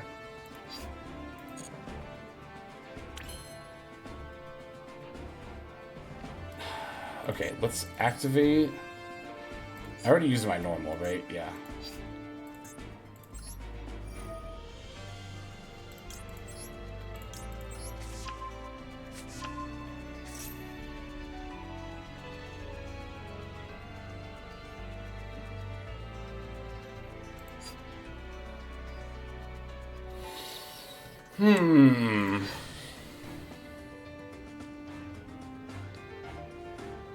I could add Valius and tag that in if they try to target. I feel like that's the best call here. I can actually just summon it in general, and then if they try to pop it, it becomes I can make it unaffected by revealing Maxi. Then I could guaranteed battle over Sarah and just make sure that's like dealt with. Although if I activate Valius and they are gonna chain on the whatever on there's not really anything I can do then, because if I move to battle phase, then I'm not gonna be able to use Valius. That's a shame.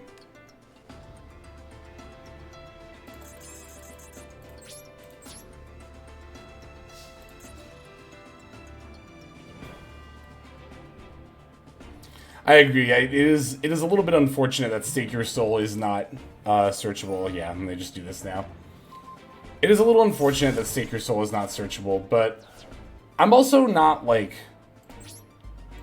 opposed to that. I think it's a nice way of doing a little in-archetype balancing to avoid possible ban list hits. I'm kind of thinking of shotgunning both Shifter and Maxi here, just to make sure I, like, live through this turn. Let's do that.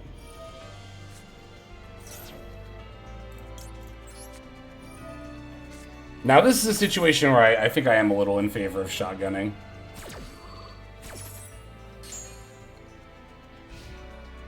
They did use their own Shifter, yes. They led with Shifter on their turn.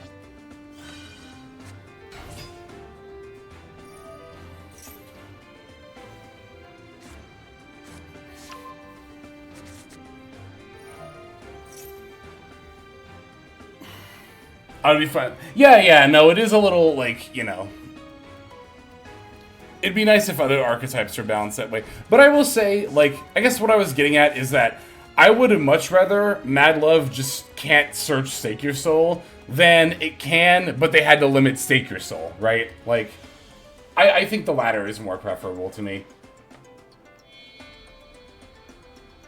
I do agree that other decks should also be balanced in that way more often, but... It is a cool aspect of Virtual Soul, of Vanquish Soul, that it is balanced that way. Ooh, that's not a bad draw at all. That is not a bad draw. That could very easily end up shifting things in our favor. Potentially, we'll see.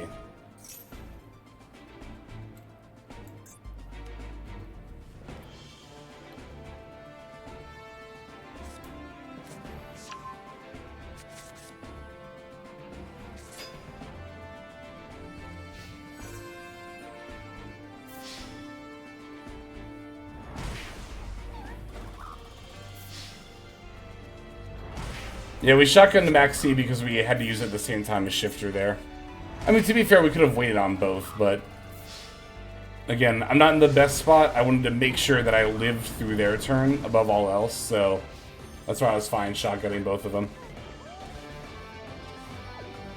They do have the Gravedigger's Trap hole. Oh, they have the Gooska, too. Da Goosk!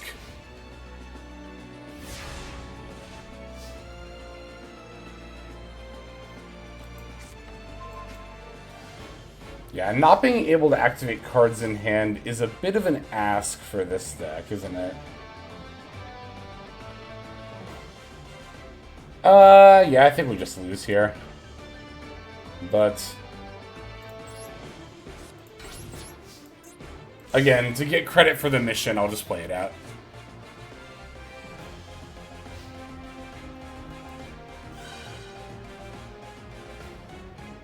Let's go, Sarah.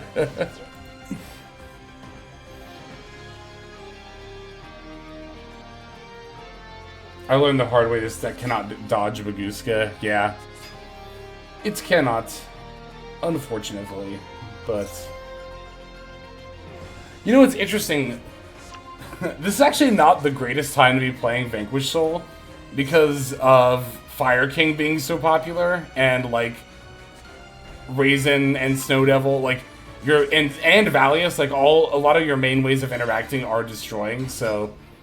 Funnily enough, yeah, not even the best time to be playing VS right now, but... I still think it's fun.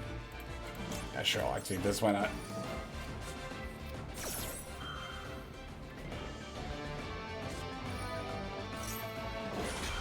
Oh, right, the Gravediggers. Well, you know what? Fine. I'll accept this.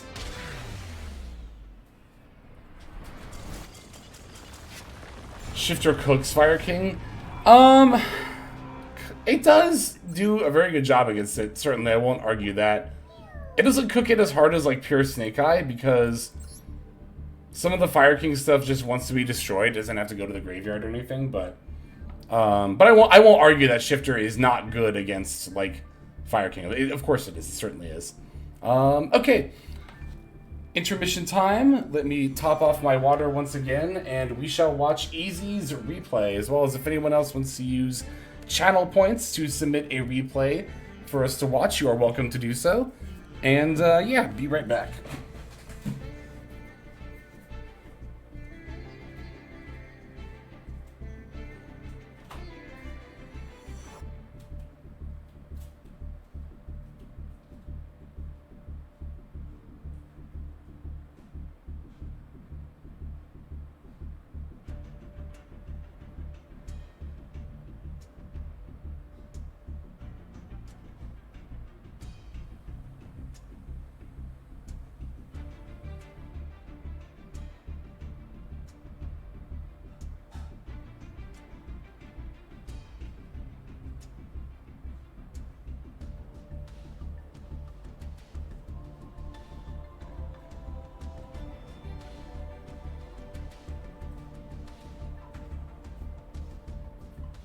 Okay, I have returned once again, and it looks like we do have another replay, one from Phenomenal.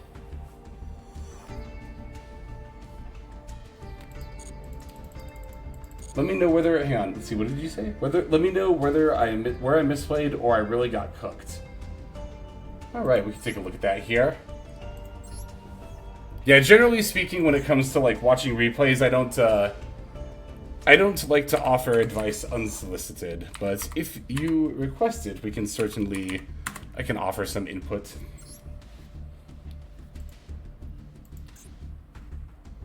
Alright, let's see.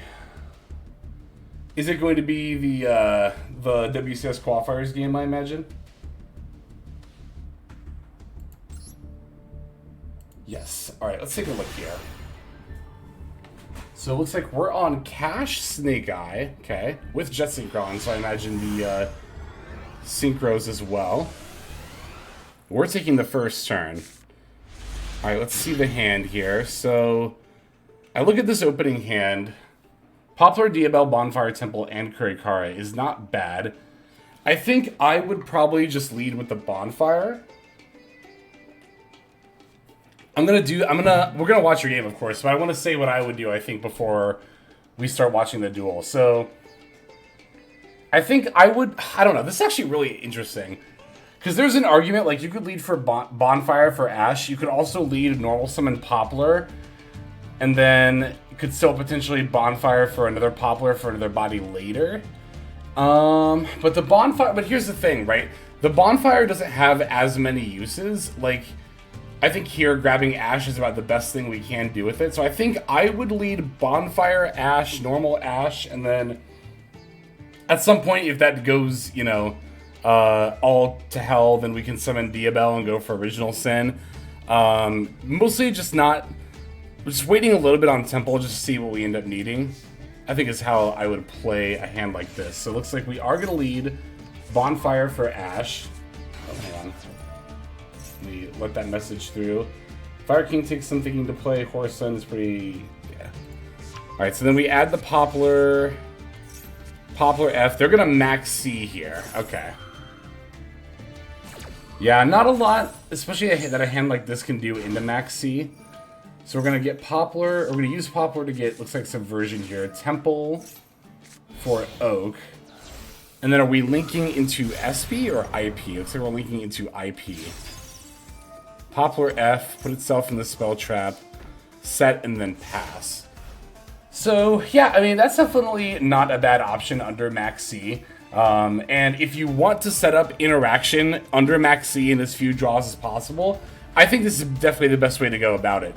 We've set ourselves up to summon Oak off of Temple. We can pull back Ash. Ash can add Poplar. And then now we can IP for like a big Appaloosa. We can go for Underworld Goddess if we play it. We can go for SP Little Knight. Any number of things here.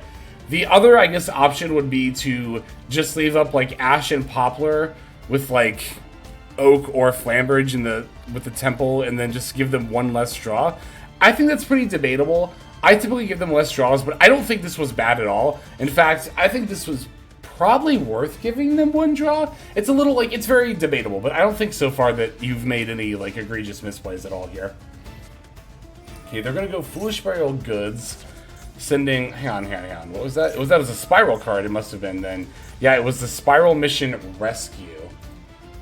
Okay, so then going for the Resort. Resort F to add Quick Fix. Yeah, Spiral. Definitely a very scary deck, especially when they get to start with or at least one more card, right? I think their Maxi ended up being a +1. Which, you know, honestly, in a deck like Spiral, would that have made the difference? I'm not sure. Okay, so we're going to Temple for Oak, Oak for Ash. They're going to Ash Blossom our Snake Eye Ash. That's fine. Okay, now, so from here... Oh, they have a triple attack. Okay, I was going to pause and say what I was kind of thinking about the IP and when I would use it, but this definitely changes everything here. We're chaining the IP. Okay, so what do we have in the extra deck? We do have Underworld Goddess. So I think that would be the card to make here, because we can make it. We have enough bodies on board to do it. And then they can't steal with triple attack because triple attack doesn't target, and IP is unaffected unless they target this card, which means it can't be taken by triple attack. I'm pretty sure I've had that interaction, but I still kind of hesitate to say that because I'm like, that's right, isn't it? I'm pretty sure it's right. But yeah, that would leave them with just their 3 cards to combo with, as well as, of course, they do have the trap card in the graveyard as well. So they probably still have lines. But, because if we make an Appaloosa, they're just going to take it with the triple attack here. And same if we make SP. I think we have to make Underworld Goddess here. Which is what we end up doing. Good. Yes, Goddess is also immune to destruction and can actually stop that graveyard effect. I brought that up and then didn't circle back on it. But yeah, we can actually stop that graveyard effect. Now they have 2 graveyard effects, so that might be a little more up in the air. You might as well, I was going to say, negate this one. But yeah, we already know they have a trap card in the graveyard anyway, so it's like, you're going to have to stop one of them at some point. I'm not so... oh my god, or they could just have 2 big reds in hand, and it doesn't matter. I'm not, like, super intimately familiar with the Spiral combo line. Maybe there's a choke point where 1 graveyard disruption actually mattered, but I have a really hard time seeing that being the case. Again, especially because they had 2, like another big red in hand anyway, but even if they didn't, they still have the trap card in the graveyard, right? So...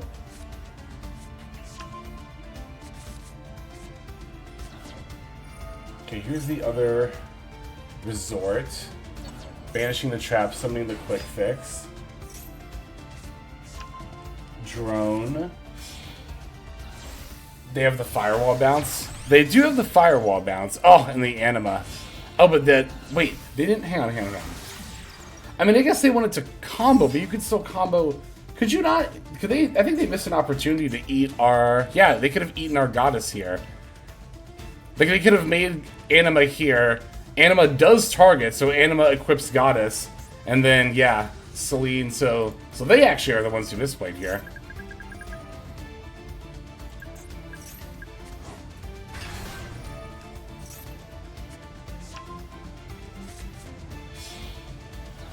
I think Spiral is a cool deck, honestly. Despite not playing it myself and being very confused by the lines, I do think it is a very cool deck.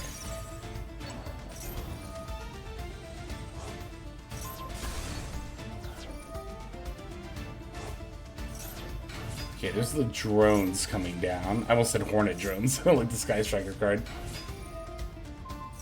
Okay, Agent popping the Poplar. Poplar resets Ash. This is probably the double Helix, right? Yeah.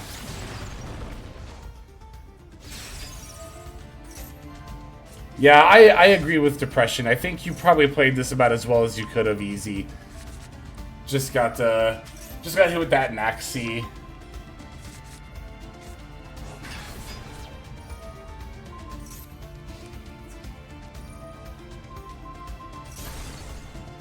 Oh, that doesn't target? Oh, that doesn't target, that's right.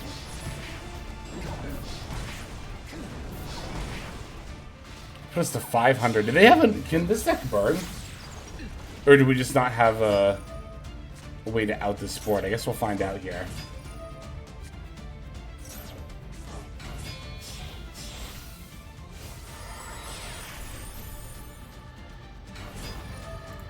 Dual hand. They could have lethaled. I wouldn't be surprised if they had a way to lethal there.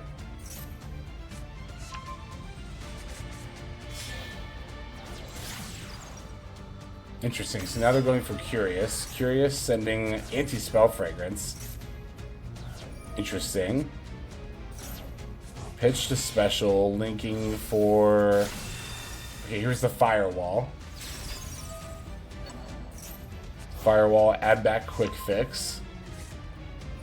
Quick Fix F, send Quick Fix. Wire and Spiral cards once per turn! Oh, they're going for the Singularity. That's cool. I think that's actually pretty standard for their deck to do nowadays. I still think it's neat. Excuse me. Oh, they're going for a whole bunch of cyber stuff here. The Protect code. They got the Firewall coming back. And then passing back over to us. Okay. Alright, I guess from here... We have the Kurikara, so maybe trying to get them to use... Pretty much use this stuff and then hope we still have the ability to like Kurikara. But forcing all of this might be a bit tricky. We do have Ash and Diabell. So let me see what we have left in deck here. Jet Synchron. Oak is in the yard, right? Yeah, okay. So a lot of this is going to depend on when they use their bounces and pops, but I don't know. We could lead with like Ash or Bonfire, yeah, and then adding Poplar. Again, I think, yeah, just trying to make plays and force their stuff so we can Kurikara them is probably the way to go. So now we force Singularity. We can also Diabell. Oh, we could Diabell for Subversion. Oh wait, yeah, okay. Oh, but we set Wanted. Oh, we should have definitely set Subversion. Or do we not play? Oh no, Subversion's already in the yard. Ah, that's right, of course, yep. So yeah, we don't really have much other choice than to Kurikara them, right? Okay, adding the Jet.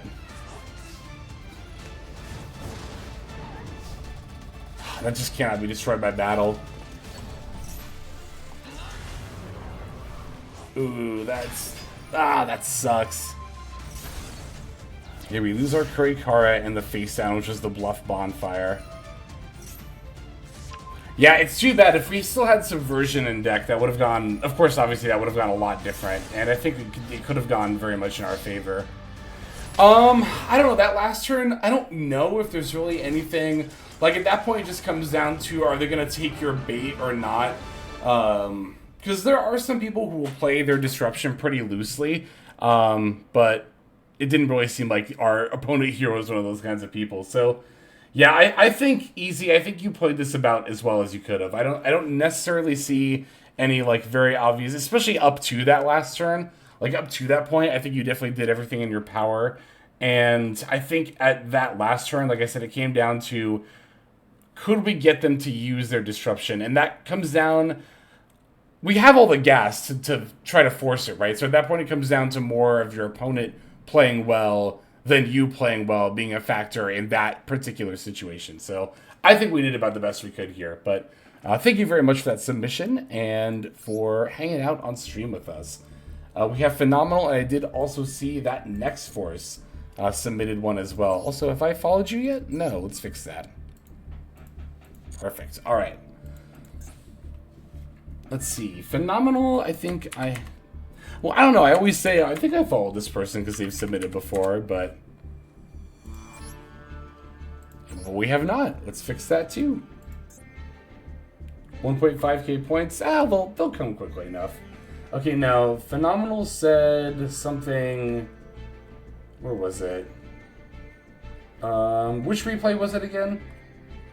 You said something in the chat, but I don't see it in the actual watch my replay message. So it is long since scrolled away. Second duel, the one with 6 turns. Got it.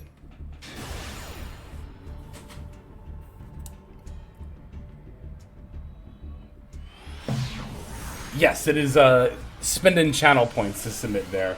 Okay, so we're on Fire King Snake Eye, and we are playing the Ulcanix package. Here, we did not open the best hand, but we do have a fair bit of disruption here. We have multiple negates as well as the Ash, which is also a negate. Sometimes I use negate as shorthand for, like, monster negate, like specifically Valor and Imperm. I'm really bad about that sometimes. Sometimes I come up with shorthands in my head, but then never, like, bother to explain them. So, like, some people might hear me say, like, oh, we have 2 negates and an Imperm, or in a Ash, and it's like, huh? Is an Ash a negate? But, okay, that was a very interesting prosp. I want to see that again. It was Humongous, Kesher of Birth, Banisher of the Radiance, Kyoto Waterfront, Planet Pathfinder, and another Humongous, and they took the Kyoto Waterfront. So it looks like it is an actual, like, kaiju deck. Not just using the kaijus as board breakers, but actually using their archetypal field spell as well. And let me tell you something, if you thought kaiju... Oh! Wait a second! Is this Synchron Stun? Okay.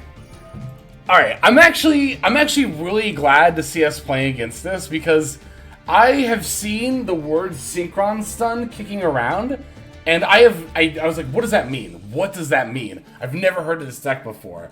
Is this what it is? I am very eager to see how this combos. Sea Turtle Negate deck. Okay, Fairy Tail Luna. We're gonna Valor it so they don't get to search another Luna. Synchron Stun.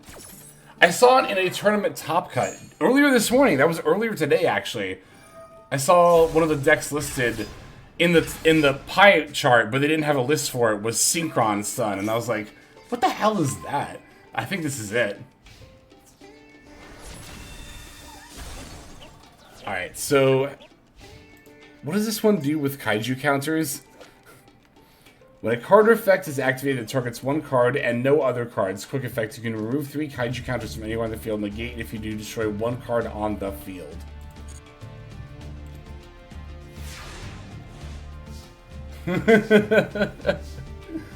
Oh no, and we're still not drawing anything!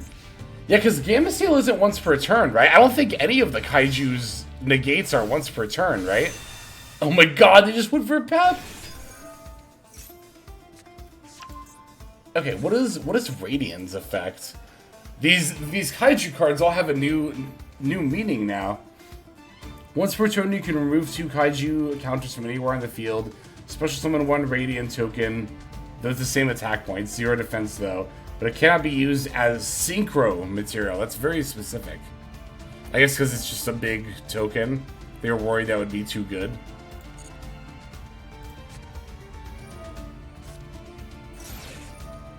See another replay redeem from Emperor JG. We'll check that out after Next Force. Okay, they're bringing back Jack Synchron. They are under Maxi. Chain the cross out in response to the pep we called Snake Eye. Wait, why did we call Snake Eye Ash? Oh, to get it back with Oak. That makes sense. Ah, that's good. That's good. That's good. That's a very good play. Okay, what does this one do with kaiju counters? Once per turn, you can remove 3 kaiju counters from anywhere on the field. Your opponent cannot activate cards or effects for the rest of the turn. Whoa! That's not a quick effect, though. Also, this card can make up to 3 attacks on monsters. Whoa! That's actually a really sick effect. Is there a way to, like, Calamity and do this on your opponent's turn?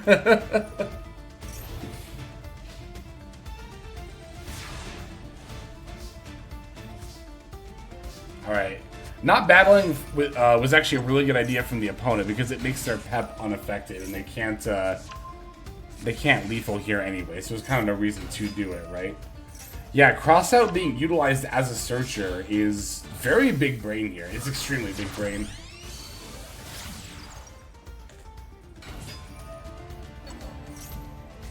Poplar coming back, Oak F, sack itself, and the pop for Flamberge.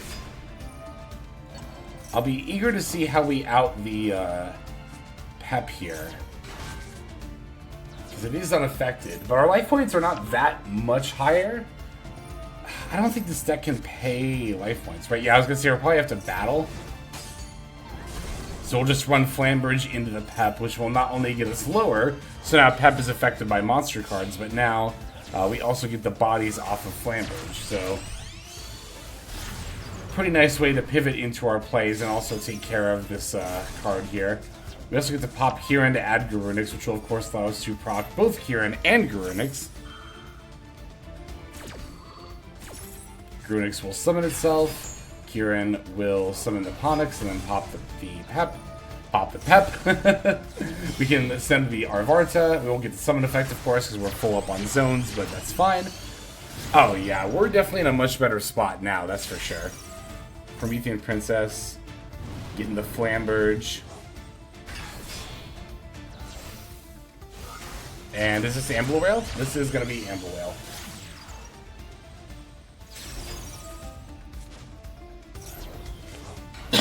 Excuse me. And a Link Rebo for good measure, and of course we do still have the Imperm face down as well. Time Tearing Morganite, and then they're going to summon the Radiant to our field. Sacking Flamberge meaning we get to summon and proc both Ponix and Poplar. Interesting that they chose to send Flamberge. We could have got rid of IP there. Alright, Cashier Unicorn is coming down next. We're going for SP Little Knight.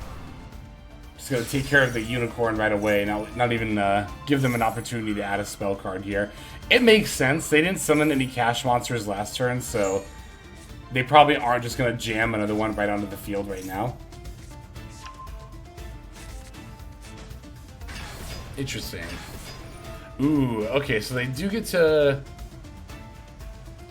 Now here's the other interesting part, right? That we get to use the Kaiju's effects as well. And this one says, when a normal or special summons, you're going to remove 2 Kaijus until the end of the next turn. That monster cannot attack, and its effects are negated. No! They gave us, like, the worst possible Kaiju for them! They were gonna... Oh, they were gonna OTK here. They were gonna remove... You sly dog! You were gonna remove the counters and then battle. Negating our field and then going in for lethal. But, again, our opponent gave us the exact worst Kaiju for them to give to us. Because it just counters their play. They don't get to attack at all. That's ridiculous! That's so good!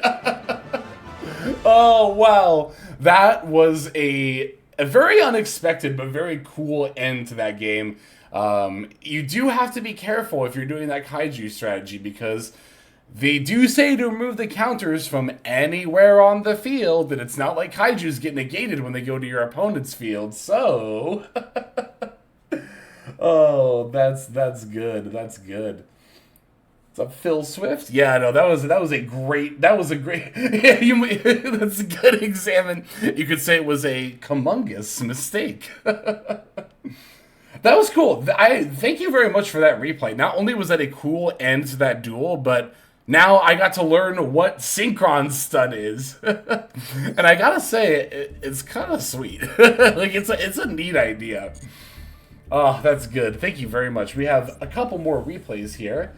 We got one from Next Force up next, so we'll take a look at that.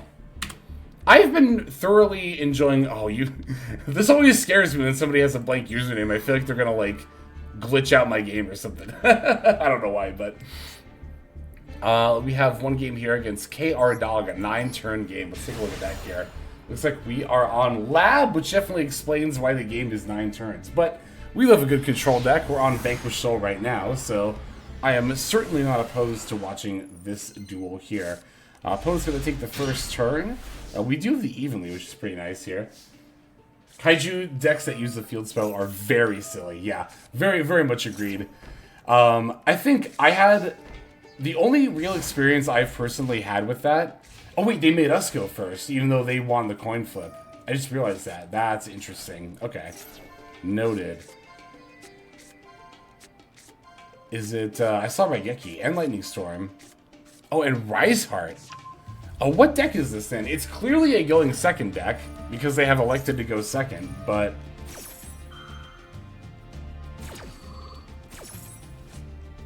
But alongside Kashira Rise Heart... I mean, going second Kashira is not, like, unheard of. It'd just be a little... It'd be interesting to see it here. Hardleg and Golden Over, Yugi Pun Goats. They are both very much, Yugi Pun Goats, and just goats in general. Hardleg and Golden Over are both very cool. I'm actually subscribed to both of them. Yeah, so it looks like it is going second cash. You know, with all the cash stuff hit the way it is, that's actually not a bad idea for the deck.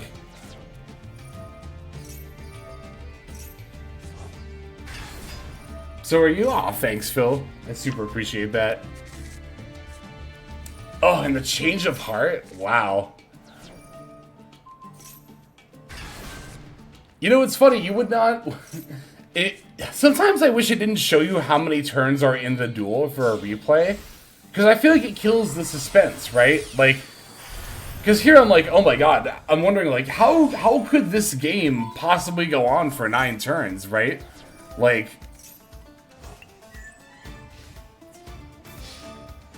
Alright, Unicorn F, banishing our Baron. But, yeah, Prosp, half damage, so we're not, like, dead here. But we are in top deck mode. Oh, but we transaction roll back to evenly. Monstar CQ, thank you for the sub. I beat the, the notification there. Hang on. Let's see, the extra... Okay. But yes, thank you very much for that tier 1 sub. Super appreciated. If you've got a replay you want to share, feel free to throw one in. Like, it's a channel point redeem, but honestly, if you're subbing, that is A-okay with me as well. Oh my god, we drew into the evenly! Another evenly! Wow. Just getting saved by evenly. But how are we not... Oh, that's their only banished. I was gonna say, how are we not dead? Also, hang on, why would you... No, you were supposed to banish, a big monster. Why did you banish Theosis?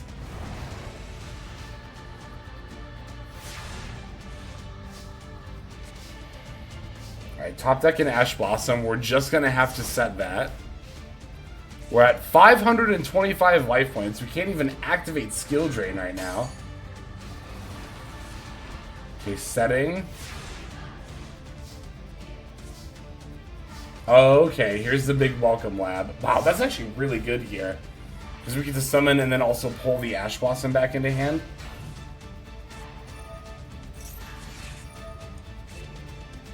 Maybe they thought they could take face down cards. I guess that would be the only real explanation I could think of.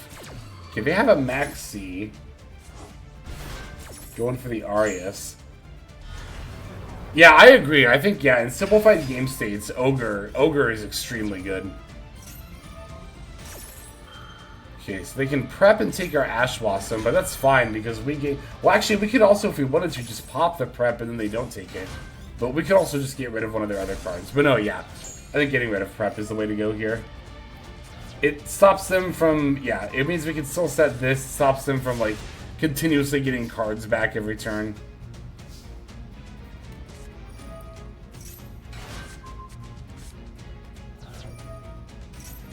The Ariana, Stovey triggering, Lady Lab triggering.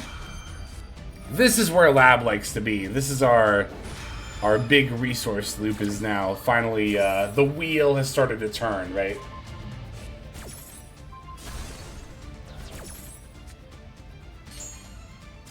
And they're just gonna concede. as soon as the gameplay, the game state started getting mucked up, they just decided, nah, I'm done.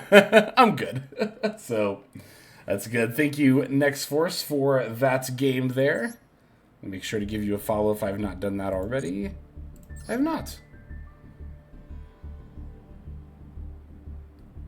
Snowballing? Yeah, straight up snowballing. Alright, we do have one from Emperor JG as well. Let's see. 667, 279. That's a good name. That's how all my replays are. That's good, that's good. Okay, first or sixth?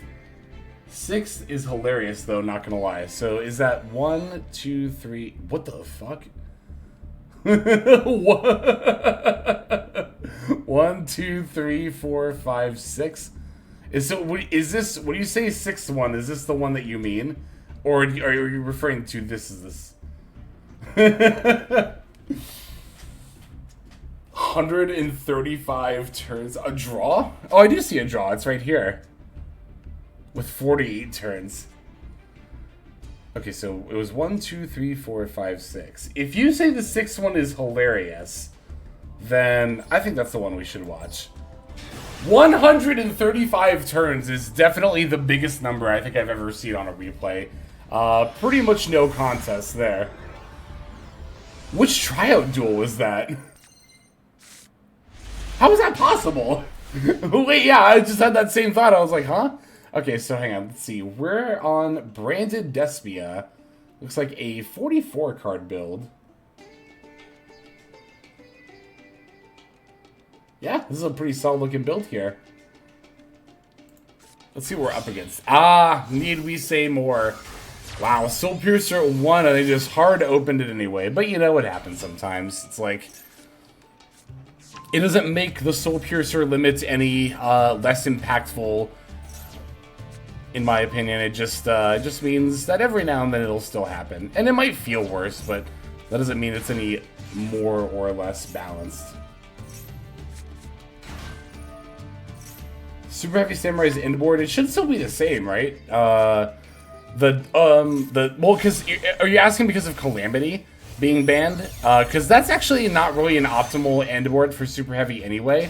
The double hand rip with Omega Dissipator. Last time I did research on the deck, that was... Oh, this is also before Soul Piercer went to 1, because I see 2 copies here. But yeah, Calamity, even before it got banned, was not the optimal end board for Super Heavy Samurai.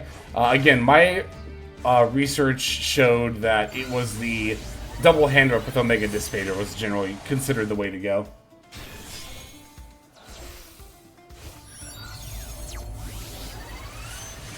Alright, Baron coming down.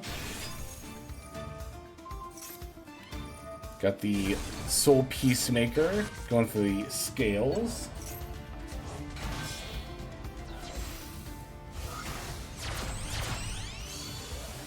It was ideal for Centurion. I'll probably still end up trying out Centurion. We'll see how many URs it has. Ooh, going for the General Quarrel. Quarrel! I've never seen The Walking Dead, but I have seen a YouTube poop video, or I guess just a meme video in general, where like it was just the guy from Walking Dead saying... he was saying Carl, but it sounds like he's saying coral, and so they just like photoshopped him like swimming in a coral reef and being like coral. It's good. Again, I've never seen The Walking Dead, but that made me laugh. I was like, haha, funny. Yeah, double hand rip is Omega plus Dissipator.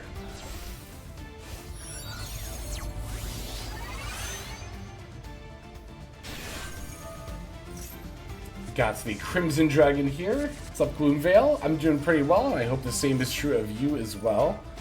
We're watching Emperor JG's game against Super Heavy Samurai here. Oh, they made the Tilting Entertainment. That's cool. Double Blazar. You could also do Blazar plus Supernova for like a board-wide banish plus an Omni Negate. That's what Horus Naturia does now too.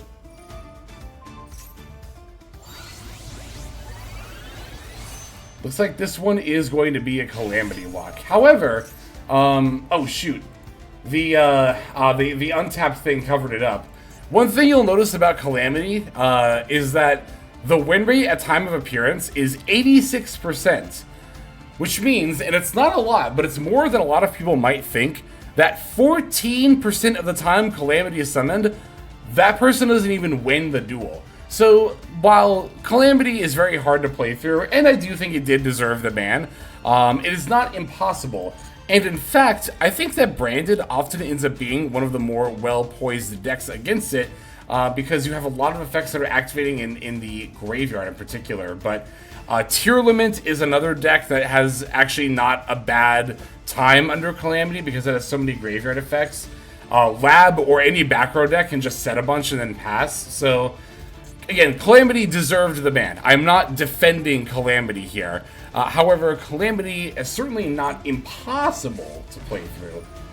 Indeed, here, it looks like we're going to set and then just pass. Again, as I said, that is something you can just do against Calamity.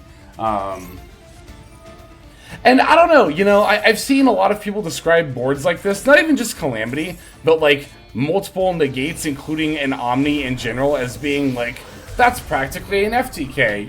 You can't possibly expect to play through that. And again, the majority of the time, no, you're probably not gonna be able to play through it. But I do think it is somewhat an over-exaggeration to call. I don't know. I was gonna say disingenuous. I don't know about that. It does feel that way a little bit to me sometimes, but I think it is an over-exaggeration to call a board of multiple negates an FTK. Those are two very different things, because you do have the opportunity to play through, you know, a board full of negates. Not always feasible, I'm not going to say that, but certainly not always impossible either.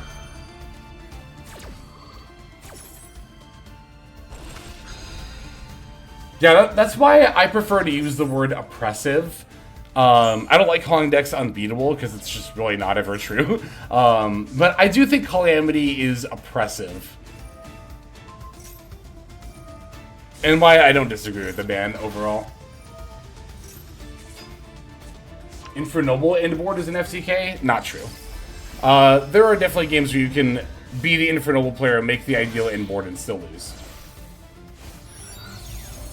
And calling it an FTK is saying there's literally no way at all to ever possibly play through it. It's like Exodia, just winning on the first turn, but it's just not true.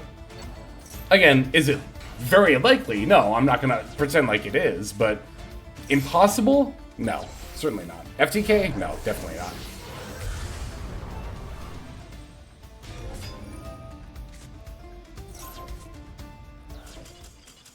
And wow, they didn't really? That's where they conceded? I was just about to say, all right, we've gotten our foothold into the game. Now we can actually play and make an attempt to come back. But our opponent didn't even, like, they had so many cards in hand. What's going on? I think that was a little bit of an early concede. Maybe, I mean, of course, we don't get to see what was in their hand, so maybe they just did not have the resources to come back there, but that was a little, I don't know. It was a little bit of an early concede, but not the most egregious point to concede either, I will say. In any case, thank you very much for that replay there. Oh, you know what? That's true. Super Heavy Samurai does burn through like a lot of their extra deck already on the turn 1 line. And yeah, by that point, they'd probably use just about everything they had. That probably was why they conceded, or at least contributed to it as well.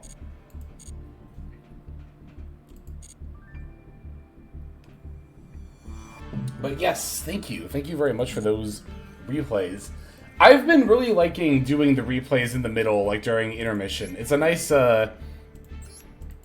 gives me a little bit of a rest, a little bit of a break from like using my brain and playing all the time, and it's a nice little, way to mix things up a little bit. So thank you to those of you who have been submitting replays. It is, very, very cool. I enjoy them as well, I agree. Alright, let's hop back in and play some more Vanquish Soul.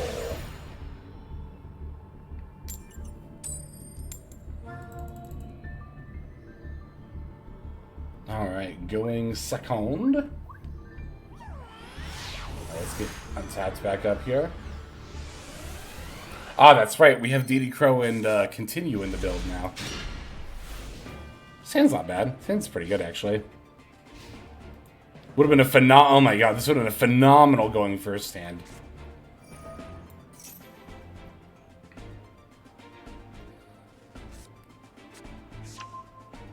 Alright, so once again, I'm not, the reason I'm even going so far as to hide my shifter here is that I want them to commit resources, and then, you know, then they have to play under shifter. Whereas if I just shiftered, like, right away, then they could just have held the bonfire or held the ash and not use their stuff and then waited for a follow-up turn. Okay, after this gets set, I imagine it's going to be Original Sin, or added, rather. Alright. Now I will shifter.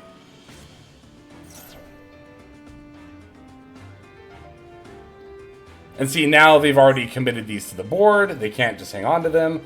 That's especially important for Snake Eye Ash, which is at 1, by the way.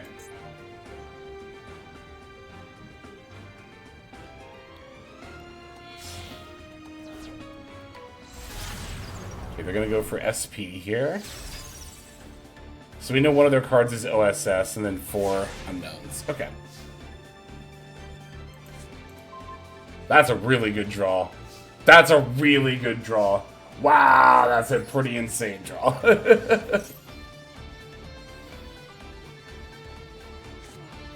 This is completely fine. This Ash Blossom is 100% okay.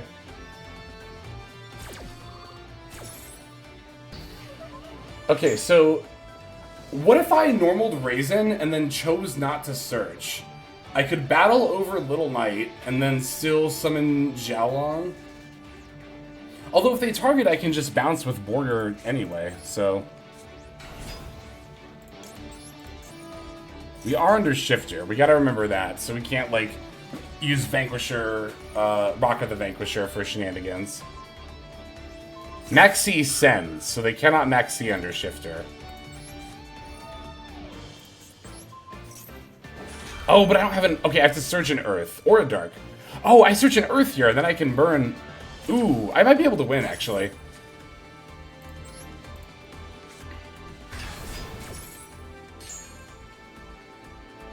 If I search an Earth... Okay, so if I search Caesar Valius, then I can special Xiaolong. 15, 3k, plus 3k, 1,000. No, that's 7,000 damage. Ah, that's not quite lethal, I don't think. I think I get Valius either way, though. Because the other argument is to get a Dark and then draw, but I think we just get Caesar Valius either way. Oh, I can search a Dark with Xiaolong. But I would need to reveal to summon first anyway. Okay, let's do that then.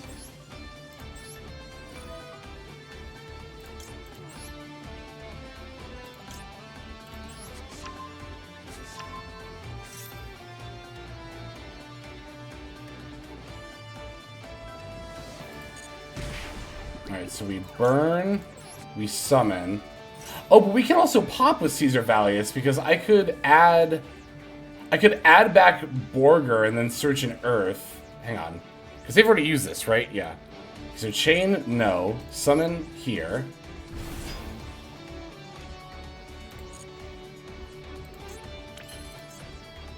Let's see. So, yeah, I don't know. I'm trying to figure out what they have too, actually. Because, oh, yeah, I don't know. It can't be Valor. It can't be Maxi. So, okay, if I add a Dark, or no, if I add an Earth, sorry, and then summon... No, Valor has to send to the graveyard. Then I could pop, and that... Actually, would that even still be lethal? I don't think it would be, right? Well, then I could summon Borger and then burn later, so then it would be. So we're getting a Dark monster, right? No, an Earth monster. We're getting an Earth monster.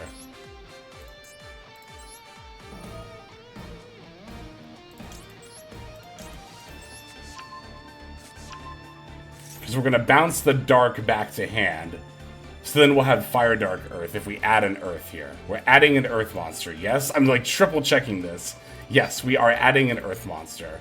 Let's add Pantera.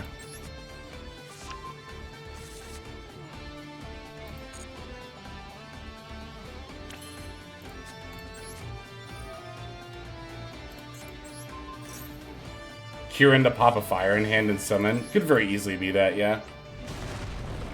Is Kieran during the main phase only? Let me look for a sec. Hang on. It is during the main phase, okay. So if I threaten to move to battle here, then during their main phase I could summon Borger and then burn for lethal. So if I threaten to move to battle, they have to Kieran now.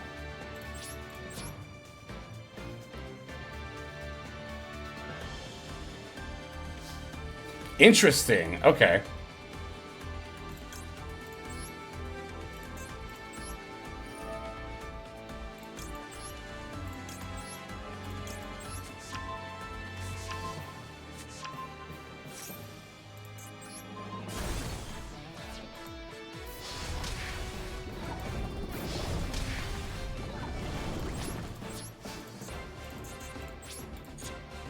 We're under shifters, so we don't make rock.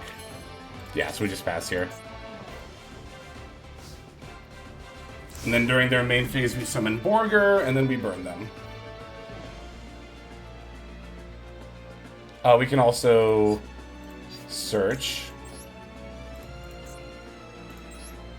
for another Valius, I think is what we get here. In case we need to summon and like, bounce something. Like, if we activate Borger and they, like, have a negate, we could bounce it.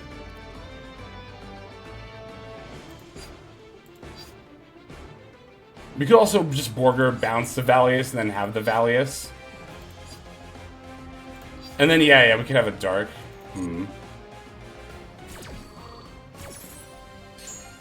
So if we summon Borger... Hang on, let me see. So if we summon Borger by bouncing Valius, then we'll have Fire and Earth.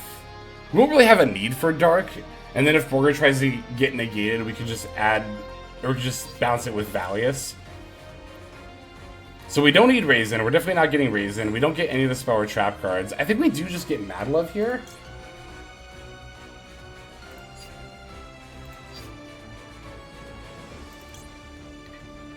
Or maybe... Yeah, we'll definitely play around Gamma.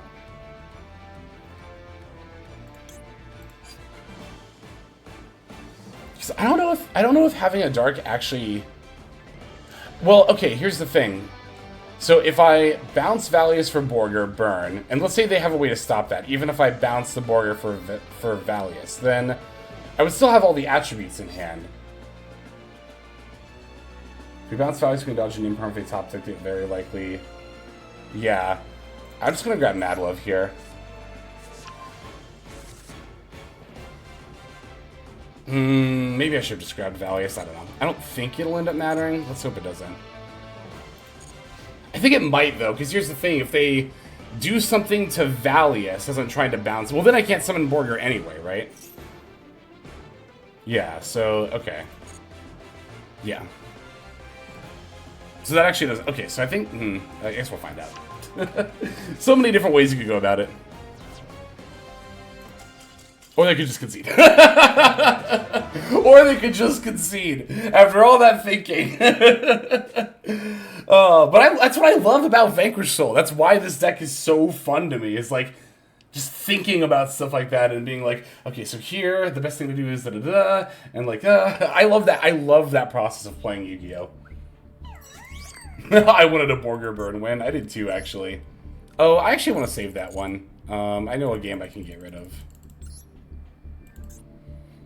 We can get rid of this one, because I used that for a Patreon video already.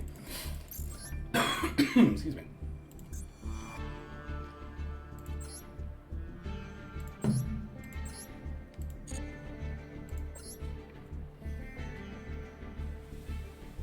X-plotting their next move opponent. I'm just gonna scoop. I have games like that too, where I'm like, I don't want to think about this particular duel anymore. I just want to concede and go to the next one. I have games like that on stream sometimes, where I'm just like, God, if I wasn't on stream, I would just concede and go to the next game right now. But, I'm gonna keep things at least somewhat entertaining. Okay, so here we have another fire monster. So if I pre-shifter, I can Raisin. Wait, so Raisin. Wait, I don't have to pre-shifter here with this hand because I can Raisin for yeah.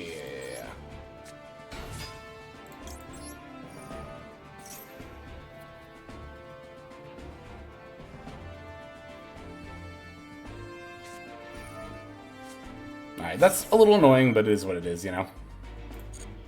Yeah, because now I can link into Rock, and then Rock just bounce the Raisin back, and then our Shifter is live. It'll kind of suck if they have, like, a Veiler or an Imperm, but... I guess if they do, we have a Ghost Spell, and then maybe Kurikara still, and Mad Love, so it's like we're in an unplayable position.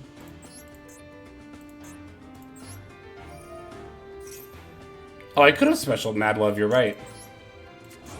Oh, and then just added Raisin back during my turn. But I was also thinking about just specialing Raisin during their turn and having a Fire and a Dark. So, yeah, you could make an argument for either line there. And then, yeah, Snow Devil and keep the Dark. I think you could make a solid argument for either line, honestly.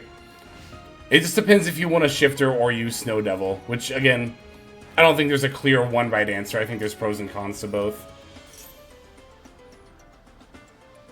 This is Fire King Sanctuary.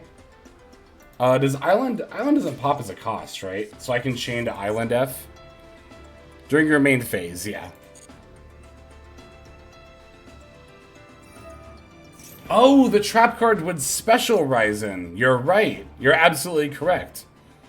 Although, but then I would board wipe, because the whole, well, I guess, the whole point of Raisin, right, is to, or Raisin is to, like, pop an opponent's monster, but if I pop all of their monsters and then summon Raisin, I won't have, like, a clear... Like, they can just play... I'll dedicate it to a zone, and then they can just, like, play around it. So, I mean, you're not, like... It's not like that's a horrible play or anything. I still don't think it is. You don't have to board wipe. That is true. But, I mean, that's also the main appeal of Snow Devil. But maybe I do need to be more flexible and how I think about using Snow Devil. Maybe we don't have to board wipe every single time. You're right. But at the same time, if I'm not board wiping with Snow Devil, is that line then better than Shifter? Again, I don't think there's a clear answer here. I think there's pros and cons to both.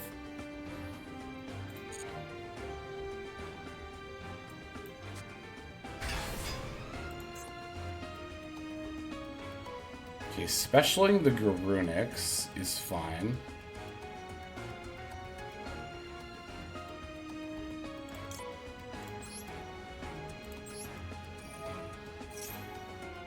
Yeah, we can just summon Raisin here. We'll pop our own rock, but that's fine. That's actually smarter than to put it here for that reason. Okay, so... Next, if I add Xiaolong, then next turn I can do... Wait, can I do some shenanigans?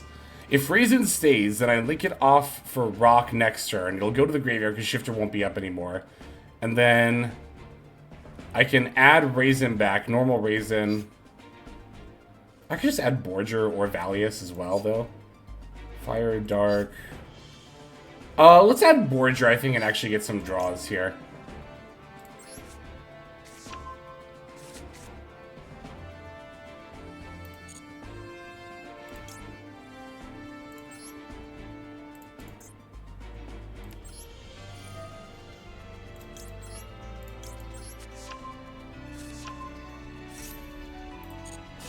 Yeah, I'm fine with the rock getting popped here. That doesn't matter as much.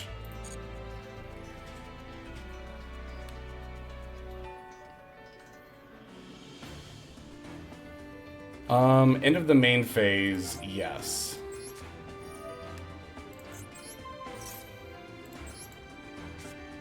One does not simply crash. That's good. Get some extra draws. Might not be bad for a future turn. Might come up, we'll see.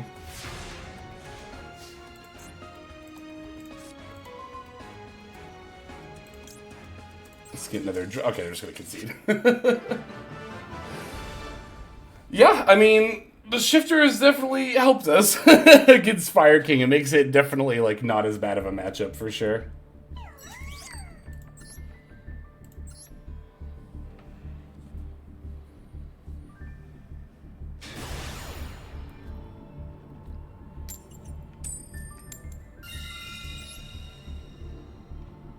I like how much this deck makes you think, though. That's definitely my, that's definitely been my favorite aspect of it so far.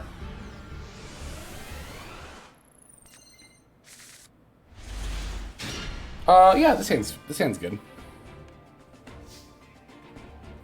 Do I want to stake your soul or prosperity first? Because I don't know. There's like an argument to if I prosp and add Raisin, what am I gonna stake your soul for? Like Pantera? I think actually stake your soul first here.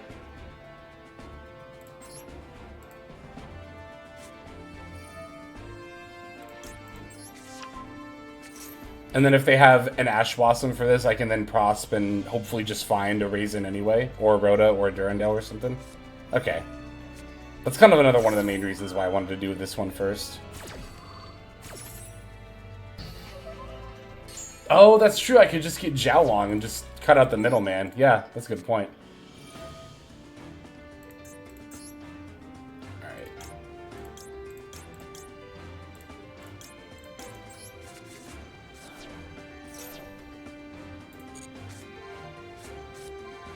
You know, I said Durandal, but I don't actually want to normal summon an Ash Blossom. Okay, there's Raisin.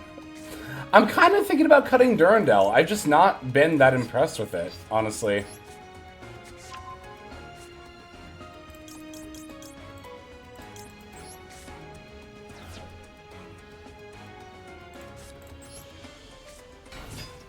I didn't need to summon that there, but it's not a big deal. We're just going to add Jiaolong here, right? Because we already have a fire. We have 2 fires, even.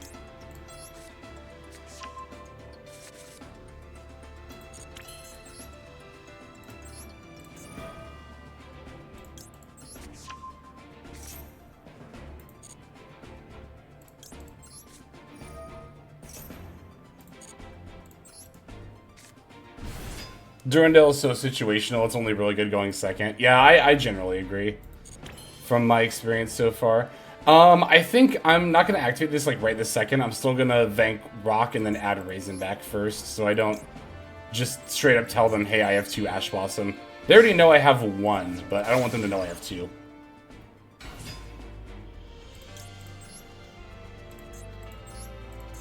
Doesn't really matter that much, though. But I'd probably just do this anyway, so it's like I might as well do it this way.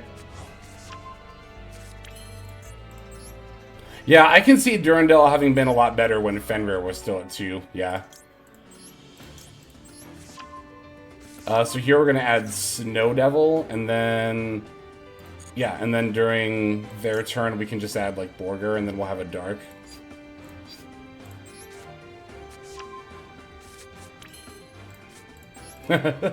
Gentlemen, behold! 2 Ash Blossoms! That's good. That's good. I like Aqua Teen Hunger Force quite a bit. Oh, good times growing up watching that show.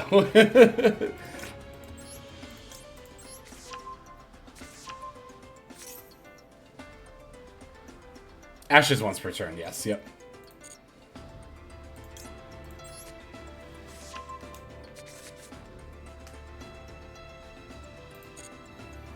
Low amount of Snake Eye and Fire King in the event. I've definitely seen less since the ban list in this event and in ladder in general. Oh, is it evenly? I think we might get even lead here. Okay, that's fine. We'll just keep the Snow Devil.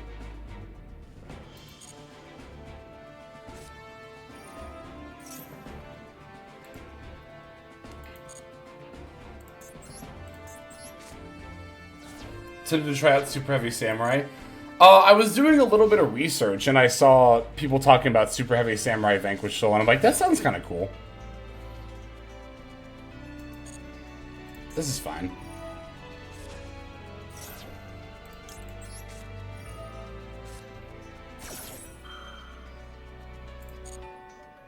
Okay, they knew we had an Ash. They also know we have Raisin. They don't know for sure that we have an Earth, but you can probably guess that by the fact that I added Snow Devil. We definitely do this now, right? Yeah, we definitely do this now. Yeah, let's do this now.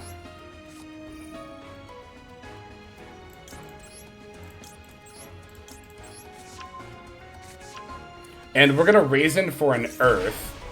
That way, we can summon Valius and then reveal all 3 attributes if we need to. And pop another card. Or they could just concede.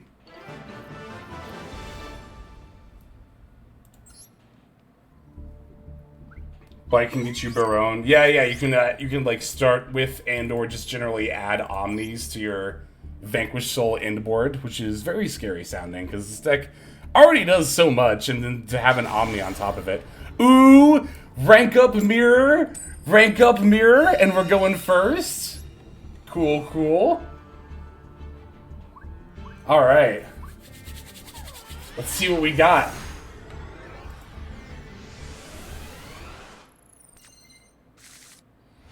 Not bad. Not bad.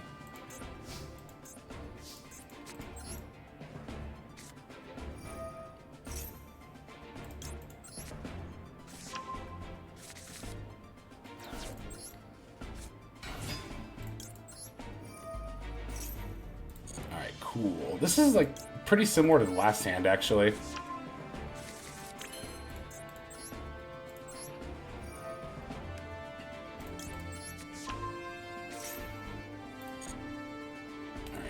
Summon.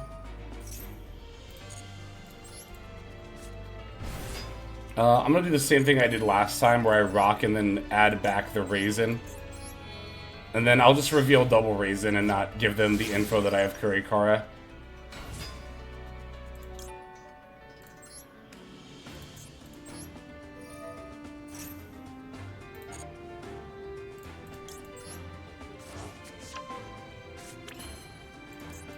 Alright, let's F, and I'll show you and you.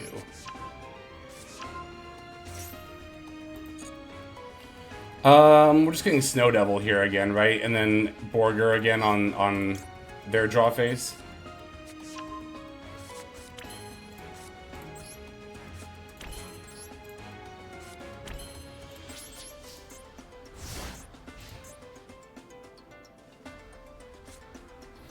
Behold, double Raisin. Behold, 2 scoops in every bowl.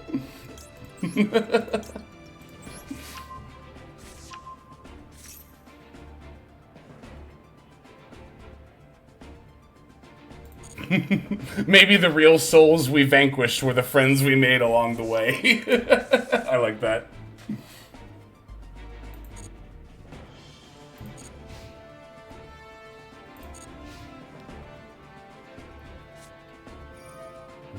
Bonfire. Yep.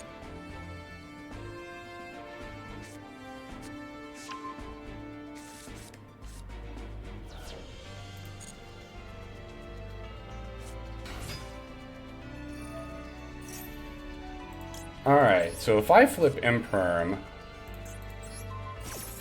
how screwed are you?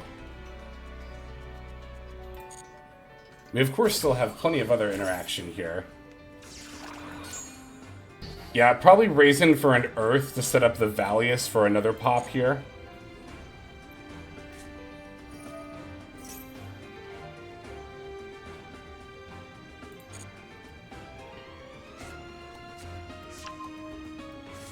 You know what, too? I could actually...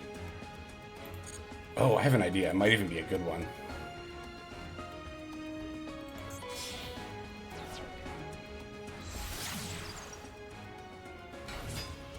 Okay.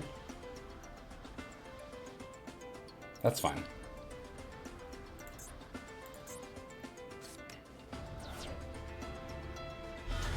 I wondered if that was what they were going to do. Alright, what are you setting?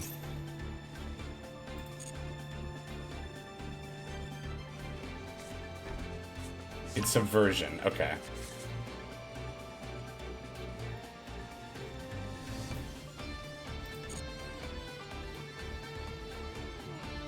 End of the main phase. I think I'm okay with that. If they battle over Xiaolong here, do I care? I don't think I do, right?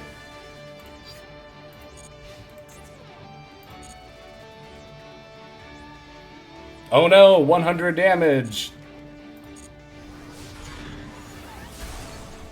Ow, anyway. Like, I don't even need to use Snow Devil yet. Because, yep, they're going to flip Subversion and target the Rock. I'm going to chain Rock F to special Raisin from hand. Raisin's going to add an Earth. So that way we can Valius if we need to. But we also still have Snow Devil.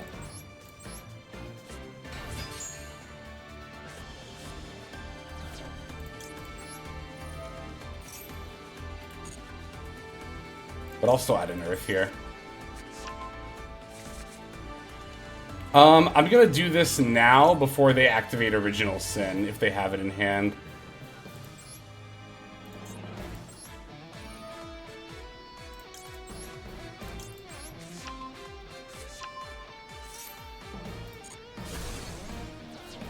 Alright.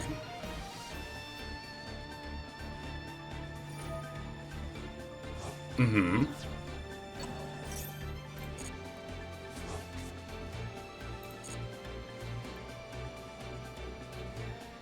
Cool. Woo! Ooh! DL level max! With Vanquish Soul. Good stuff. Alright. What is our overall record? I can actually tell you that thanks to Untapped. I could even show it to you. Okay, so we also played Twin Sprite. Hey! Thank you very much for the Victory Redeem Next Force. We played Twin Sprite a very, very little bit yesterday. So 5 and 3 there. But all of my Vanquish Soul games, I have not taken it to Ranked Ladder yet. Hey, thank you, Akari, as well. So this is all of my experience playing Vanquish Soul so far. 28 and 16 overall. Shh, don't pay attention to my Sky Striker win rate. You have no idea the pain I went through to get those replays. Oh yeah, that's right. We can, of course, change it to just show the WCQ stuff. So, overall win rate was 63.5%. That's not too shabby. And yeah, I mean, it's literally only 0.1% off from our win rate with VS here as well. 63.6, not too bad. If I to toot my own horn a little bit, which I will toot. Especially given that I'm new to this deck. So yeah, hell yeah. Here's the list again for anyone who wants to see it. We did play most of that with triple tax instead of continue and DD Crow. And to be fair, I haven't like activated either of these yet, but I don't think these are bad substitutes at all. Nor do I think it would be bad to take these out and put in triple tax.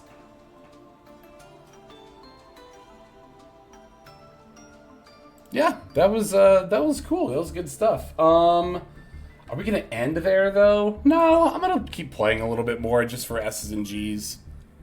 For at least a little bit longer, because I want to hang out a little bit more. I want to just get some more practice with this deck, really, more than anything. I guess I could go over to Ranked Ladder, but I just want to get more practice with this deck.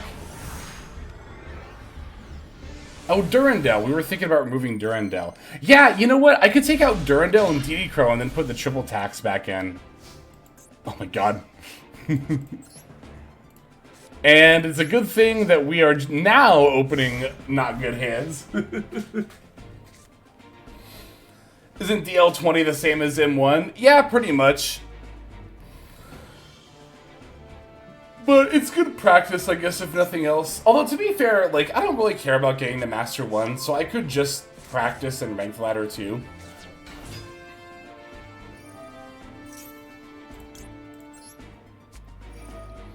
Alright, let's try impriming Airlifter instead of waiting for Turbulence.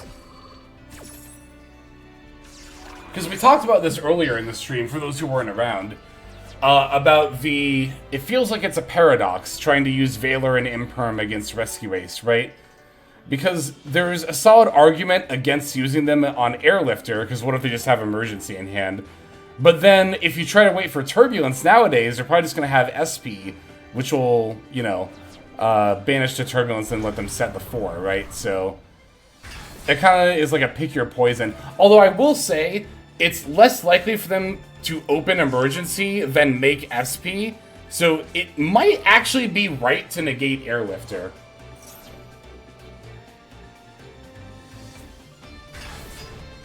Yeah, if you have 2 negates, you just win the interaction. Yes, very true. But if you only have the 1, like we did here... I mean, to be fair, we're probably just going to get OTK here, but... You simply open the second Imperm.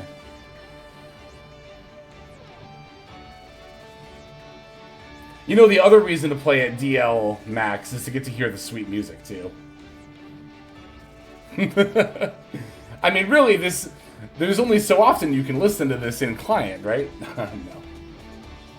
No great spot to Imperm, might as well send it. That's kind of where I'm falling to. Because, like, yeah, before SP came out, then, yeah, you just saved it for Turbulence every time, but... It's not even just that, oh, now SP is out, but I think people in general are, like, getting smarter with Rescue Ace. I'm seeing people make the SP a lot more often before they start setting up their Turbulence stuff, so...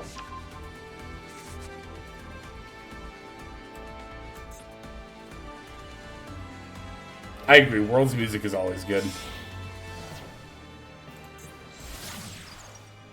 Oh, they're just going for access code here? Alright. I was gonna let them overcook, but... Oh, but you know what? If I'd let them finish me, it would have counted towards my missions! Dang it.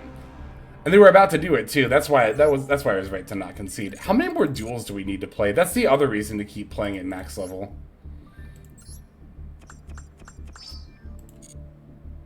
Let's see. Jeez, we have 37 more spell and trap cards to activate. 10 more duels? That's not horrible. I'm not gonna do it all during this stream, but that's not bad in general. Durandal? Yeah, you know what? Okay, here, I'm gonna do it this way.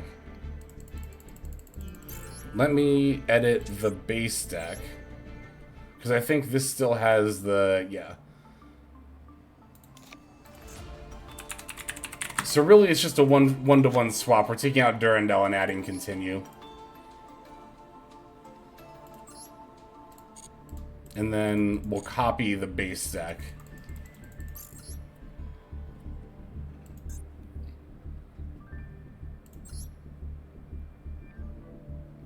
Copy.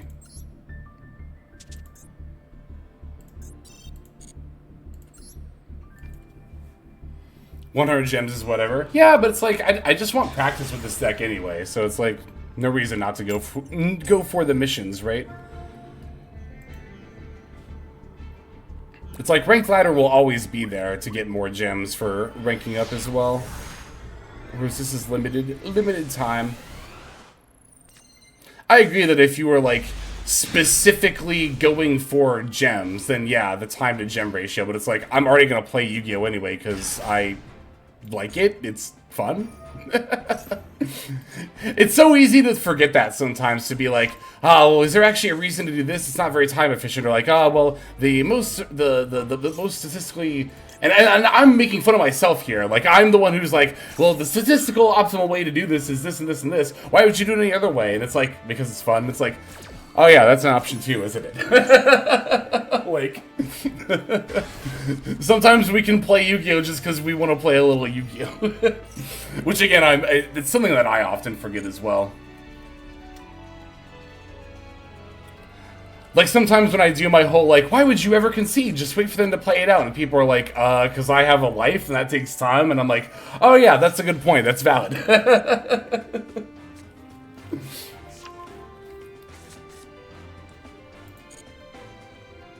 Probably should have impermed that. Actually, I don't know. Should I have? Nah. Nah. Okay, well, now we can definitely imperm stuff.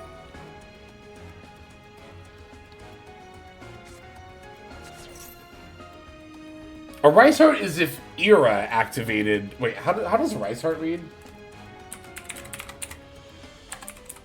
Hang on. Oh, I could also just do this, couldn't I?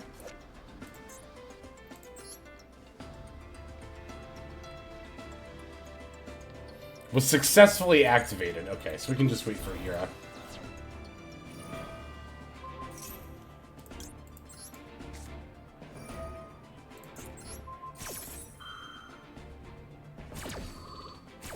Because it doesn't actually matter what level the Rise Heart is, right?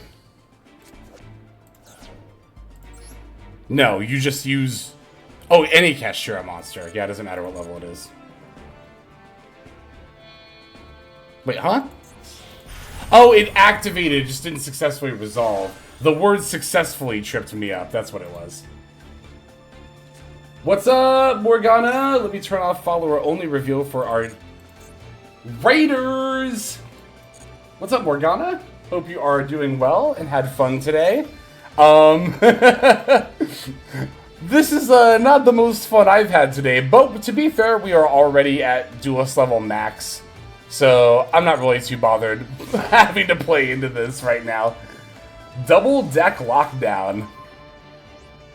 You know what's kind of funny is I can just do this on you. And then this on you.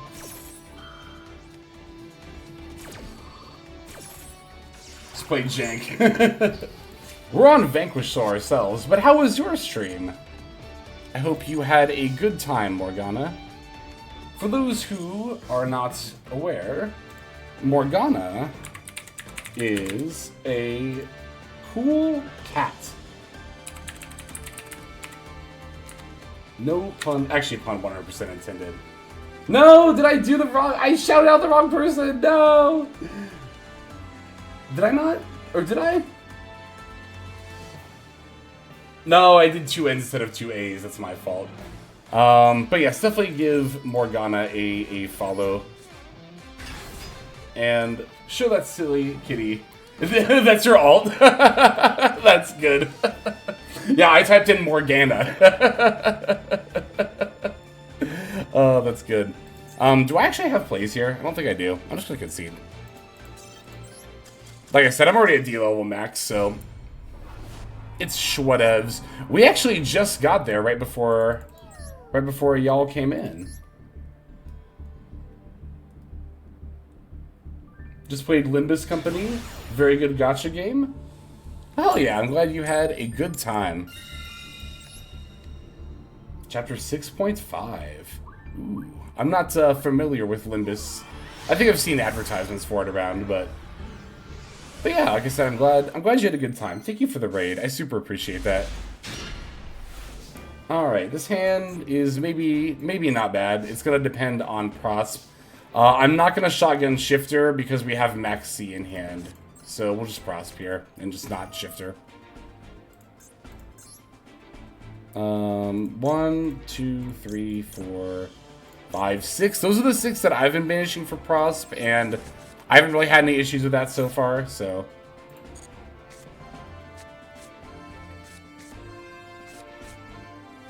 Okay, we do have a fire. Oh, we just have Raisin. Okay, so we'll just get Raisin here. That's not Raisin. That's not Raisin. This one's Raisin. Project Moon just... Oh, if SCPs were real. Yeah, anytime I've ever read SCP shit, I'm like, I'm really glad I don't live in this world. Or do we? Bum, bum, bum. That's like the whole thing, right? Alright, maximum C for maximum fun. God, is it even worth it to summon Raisin here? Like, normal Raisin, get the search. Link for Rock, Rock for Raisin. Yeah, that's still worth it. Lobotomy Corp. I'm not familiar with that one. It sounds like a time. Are we just gonna add Borger here? That probably makes them... Well, okay, no, we have Valius, so maybe we add an Earth. We have an Earth, we have Max C. But that is a fleeting Earth. Well, they shifted, so no, it's gonna be in hand. So we actually, okay, Valius will already be live. So we don't need Valius. I think we just get Borger here. Oh, shoot, that's right. Also, oh, you know what? No, we're not going to go. Yeah, we're under Shifter. Oh, no, we're not under Shifter. We're under Maxi. Why did I think we were under Shifter? Weird. Okay, anyway.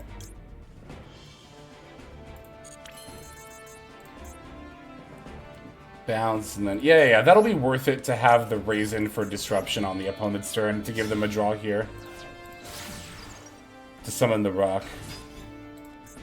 And I threw a rock at him! It was a big rock. I just watched that episode the other day. That was like a week ago, but... Good, classic Batman episode. That's from the episode Almost Got Him. It's the one where all the bad guys play poker. It's a really, really good episode.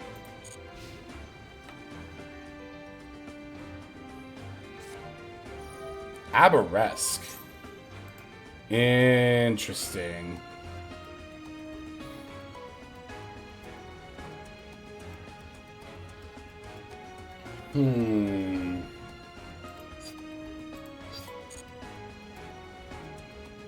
I wish I grew up watching that. It looks so good. It's never too late. You could always start watching it. It's actually still... a lot of the episodes hold up. That is one of them. Almost Got Him is a very good episode. Okay, so, like, I could do something kind of weird here. I could, like... rock for Raisin. No, that's not worth it. That's not worth it.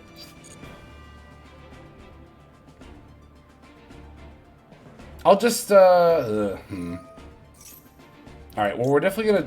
We are gonna rock for a Raisin. Maybe I will just do what I was thinking of. Let's also chain Maxi.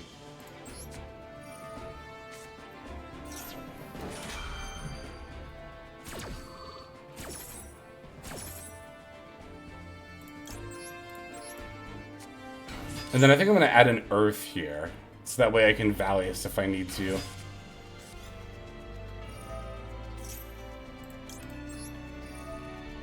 Yeah, Raisin pops monsters, but there was no way for me to know what zone they were going to put Hare in. So as a result, it didn't really matter what zone I put Raisin in. I just put it over here because I was like, I don't know. Some people just always put their monster under the equip and maybe they wouldn't think about it. I don't know. When it doesn't matter, I kind of hedge on maybe them misplaying a little bit.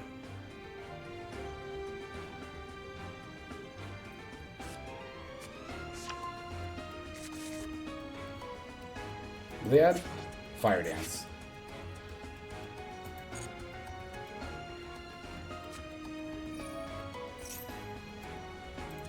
I'm not playing into Mech Knights, but it's Makonko. We literally already know it's Makonko. Like, what?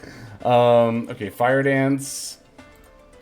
That's fine. I don't need to Raisin right this, or Valius right this second. Okay, so nothing can be targeted now. This adds the trap card. What's wrong with Makonko Mech Knights? Alright, if I happen to play against a Makonko deck that also happens to be playing Mech Knight cards, then alright, then you got me. Then I played suboptimally here, but I believe it or not, have a hard time imagining that is likely to happen. Mekonk Knights? Mekonk Knights? I like that. Now everyone's like... Okay, I'm definitely just bringing that next time we duel. That's good. None of these are targetable. Wait, this isn't target though, does it? Oh my god, that's right. Valius isn't target. But, oh, you know what? Actually, if I summon Valius in defense mode, that'll be less damage, on top of also popping one of their cards. This has two things equipped to it.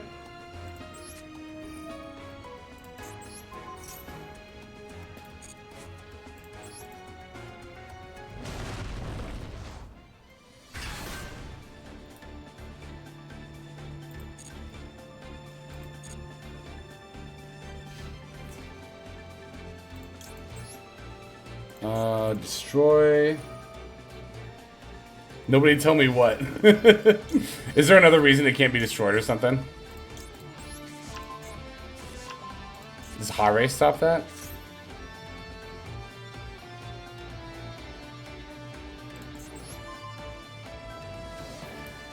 Ah, that's what it is. Oh wait, it's something. I don't know. One of the back rows? Oh, the equipped monster cannot be destroyed by card effects. So I should have targeted Hare. Or popped Hare, not targeted, but... I see. I see. Do they all protect? Oh, they do all protect.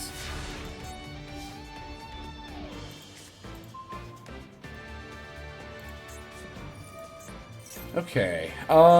We could Zeus. Maybe? Potentially?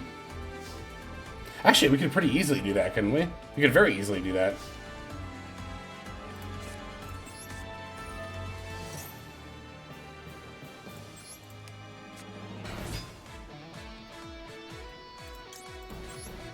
Alright, let's get rid of the face there, or at least force it.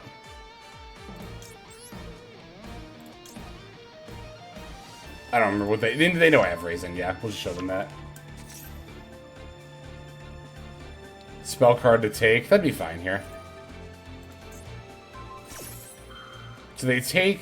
actually, wait, isn't that fine because I can just bounce? Target one face-up monster, equip that with a Makonko. Yes, it does target. Okay, so we can just go... This isn't equipped with anything, right? Yeah. I could just Borger as well. I'm a Borger, actually.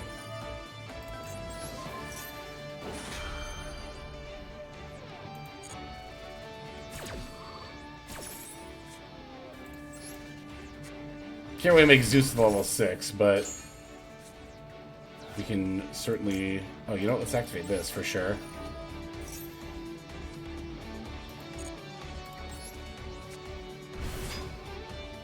I guess we'll search... Yeah, and then draw.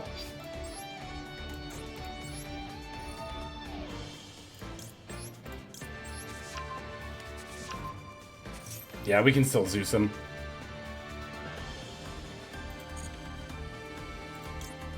This targets, right? No, it targets your Vanquish Soul monster.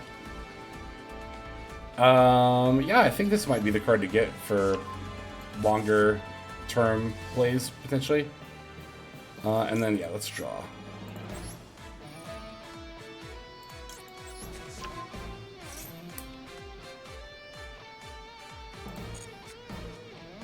Okay. I think I was still gonna go for a Zeus anyway, and then save the Dust Devil for, like, their turn, right? For, like, follow-up plays and stuff. I like having Dust Devil in the deck, though. I did notice when I was going through breakdowns that, like, less than half of the decks are on it, and I understand cutting this card. It's not needed all the time, but there are a lot of times where, for one reason or another, it is better than Snow Devil. That was a good game. I'll play a few more before we end off here.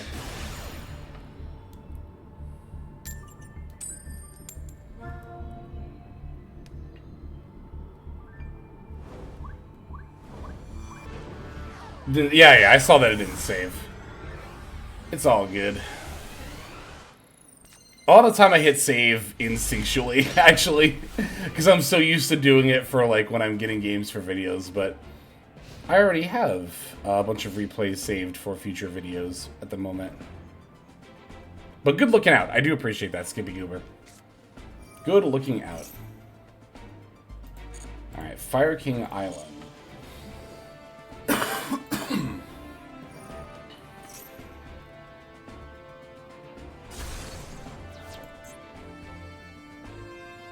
Yeah, okay.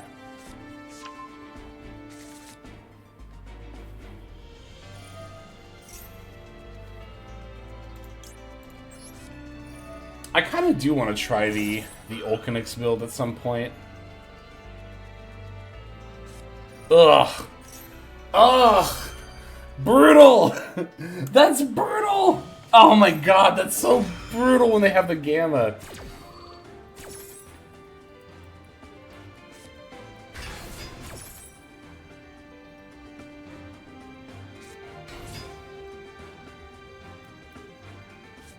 It was totally brutal.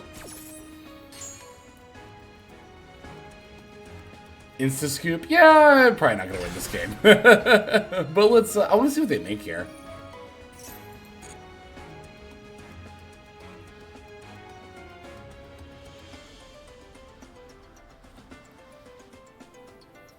Every time I get Gamma, it's enough to make me want to play Gamma.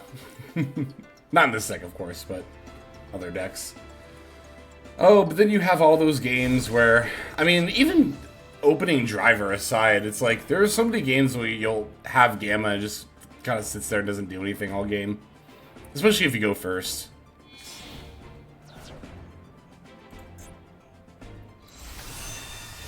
Interesting. I saw the Barong. Is this pure Fire King? I'll let them hand rip.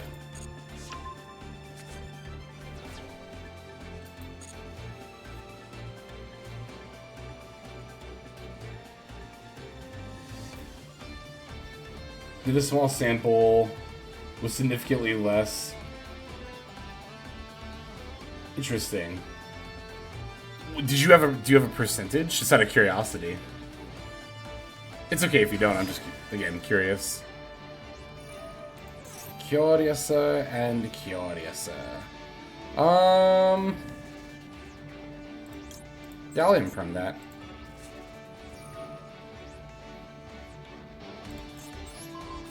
Got it tallied. Cool. Yeah, I'm interested to know the difference.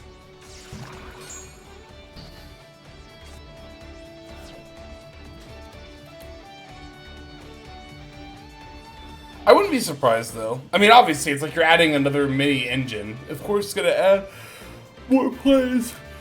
Oh, excuse me. I think for me, the only real debate is like, oh, do I really want to spend another 30 craft points? Which is just 30. I probably will. I'm at 240. I'm comfortable going down to 210. I just don't like going below 200.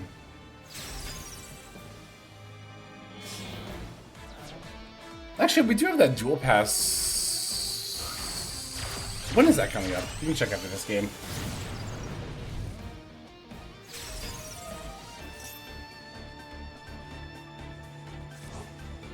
Is Pox a one-card combo for Purifier King? Because it's not for Snake Eye. I mean, it's plays, but it's not like a full combo. But it might be a full combo for the Pure variant. I'm not nearly as well versed in that one.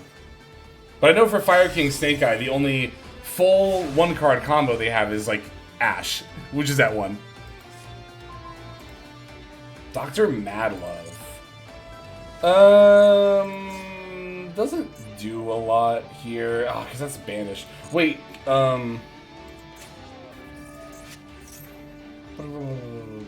where's continue? Ah, it has to be in your graveyard, doesn't it?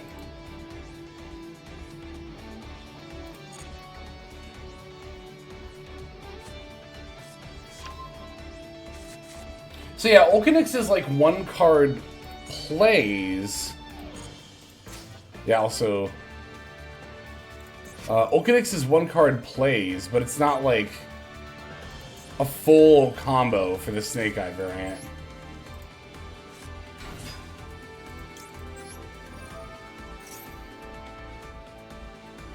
Like, it's better than not doing anything, that's for sure, but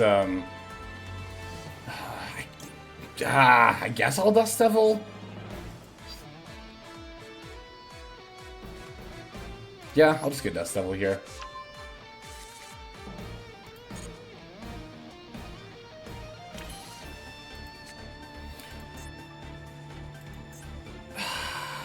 Yeah, okay, you know what? Actually, hang on, I have an idea. Okay, what if I bounce, summon by bouncing, special, Vapromethean Princess, I reveal Maxi, make it immune, and then also chain Maxi after that.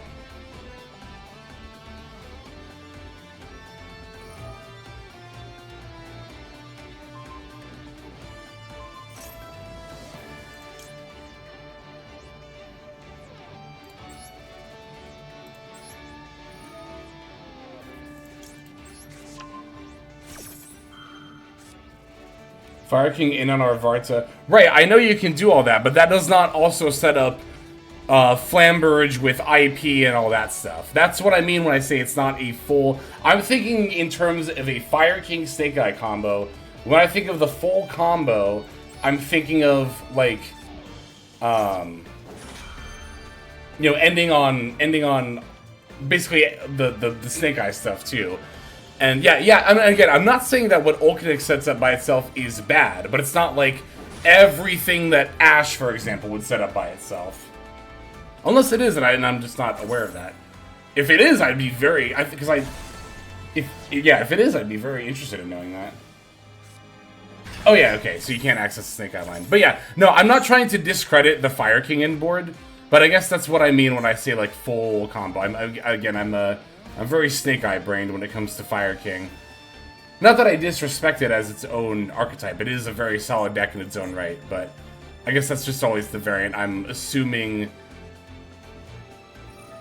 people are talking about, which there are enough valid variants that it's worth considering pure as well. Okay, so yep, that comes back. The deck with no Ulcanix doesn't open the full combo line. The deck with Ulcanix doesn't open 25%. 7% difference. I mean, that's significant. It might not sound like it, but 7% is a lot.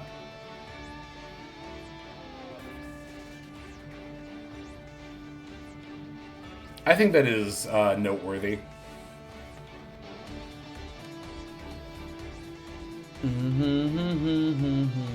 Oh, I was behind the music there.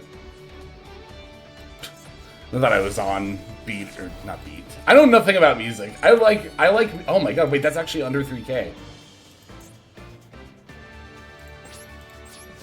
An unexpected turn of events, but a welcome one.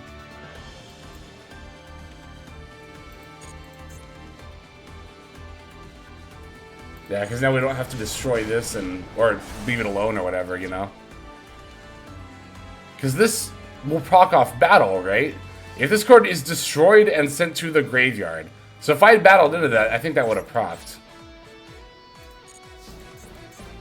I could go for Rock here, and then... Oh, especially because I have Raisin now.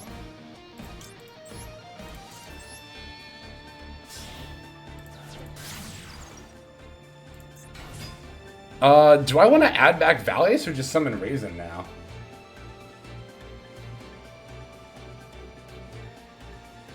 Caesar was unaffected. I just don't want them to summon stuff. Oh yeah, I'm not worried about the destroy. I was worried about them summoning stuff back.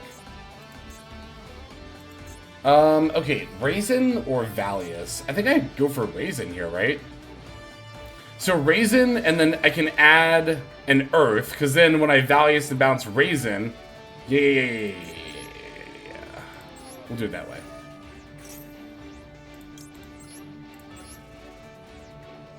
I don't really want to destroy this, so I'll just put it here anyway. I mean, do I really want to destroy with Caesar Valius, though, is the thing. Oh yeah, Pantera got banished, that's right. Okay, so we'll just add... Am I really adding another Valius here? Yeah, I mean, that's ultimately probably one of the better things I'm going to be able to do. Maybe. We'll see.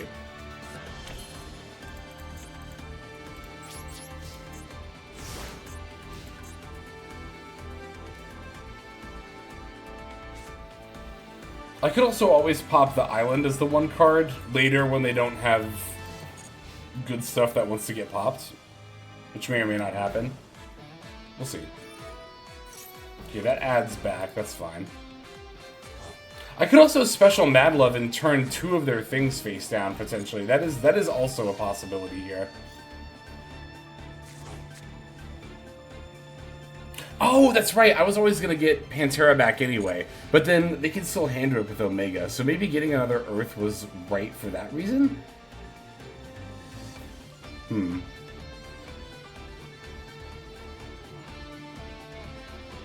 That's true. Mad Love can also bounce Kieran. That's a good point.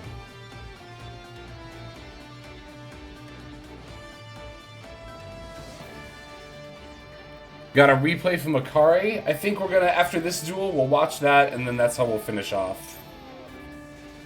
Okay.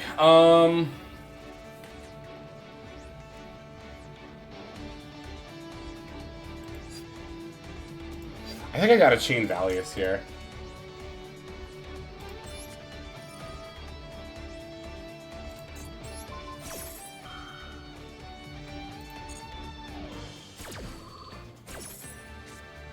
Alright, let's summon that.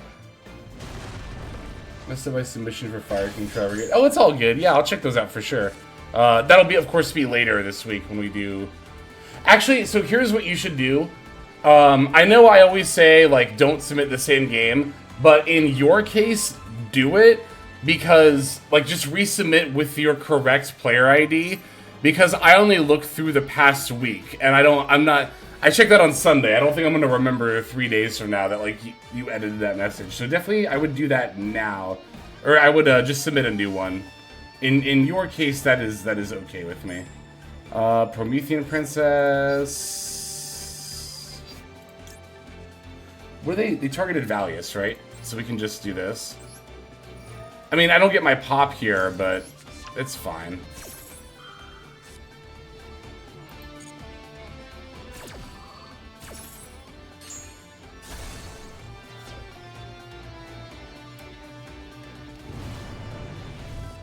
Also, we don't have the Dark anymore anyway because of Omega. Yeah, I forgot about that Omega.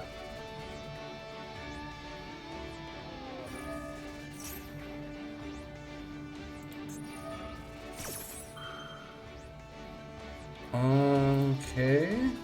That's fine. Maybe. I can't raise and pop either. Because I don't have... I'll only have an Earth, so I can't have a Fire and a Dark even after the search.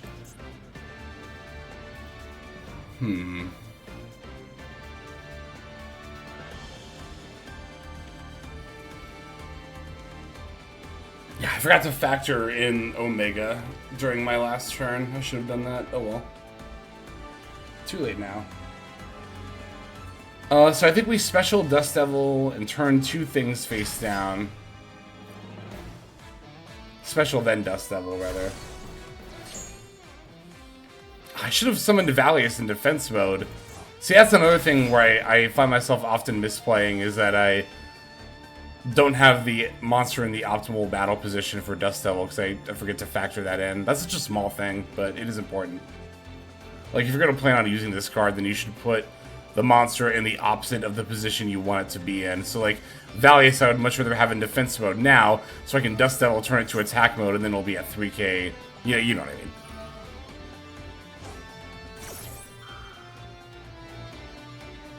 Although, to be fair, they're already threatening to pop, and then...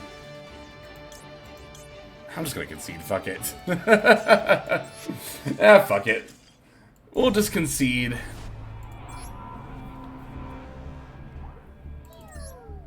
Alright.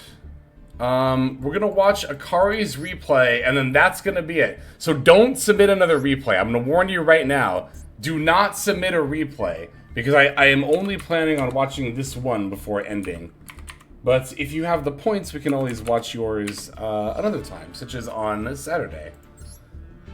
So again, final warning, do not do not submit a replay. We will not watch it today. Alright, the 12 turn 1, it's very old. That's not that old, it's only from February. I've seen older replays been submitted.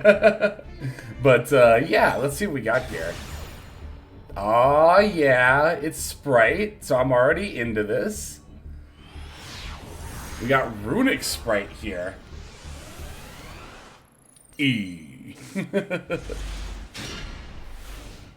Alright, we're gonna take the second turn.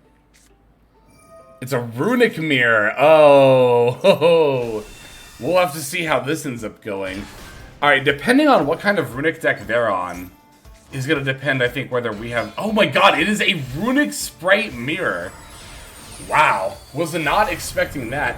Even a few months ago, I think that would have been very rare to have come across. I don't imagine that Runic Sprite is the most common deck nowadays, especially since Fountain went to 1. And Sprite also took all their hits as well. But here we are, a straight up Mirror. Just resubmitted, looking forward to it. Yeah, thanks for doing that. Again, we'll check it out here later this week. Alright, so here they've got the Elf for the blue back, blue and red. I saw it the other week, but other than once I haven't seen it in months. Yeah, it's definitely been quite some time. Carrot and then set 2. Wow. No other runic cards, though. That's actually not bad for us. We also have a destruction up, which we're going to use on one of their back rows. Alright, looks like they're chaining Elf to bring back the red. It was Flashing Fire, or Freezing Curses, rather. That's interesting that they chose to set it and not just keep it in hand. Okay, so they have a carrot for the Flashing Fire. Going for Goddess as soon as we summon Cap Shell, which is not a horrible idea, but now we can get the draw and then also summon here, and we'll still have a jet. Oh my god, I was like, wait. I was like, wait a second, how could this, Oh, it's February of 2023, not 2024. Jeez, I'm a dummy. I thought it was a few months ago. I was like, wait, you have 3 blue? You have multiple jet? This is when Runic Sprite was at its prime. So yeah, okay, the mirror makes a lot more sense given the actual point of time. Yeah. Okay, that makes more sense, yeah. I saw 2023, I didn't even register it. I was like, yeah, that was a few months ago, right? Nope, it's 2024. So.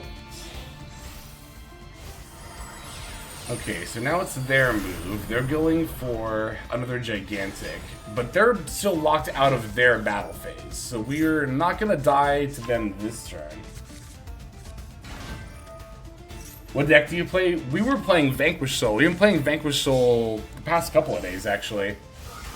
And we reached DL level max with Vanquish Soul. But I play a lot of different decks. If you would like to see all the different decks that I play, which is a great many, you can head over to the YouTube channel, where I post daily Master Duel content, which is almost always gameplay. It's gameplay like literally 95% of the time, so.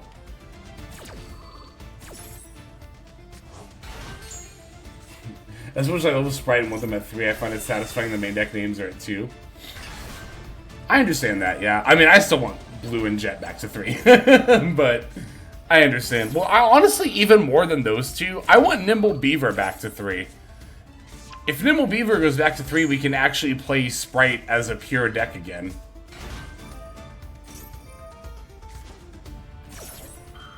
Okay, so they're going to red the Jet. We have Smashers in response to that. They're going to carrot that.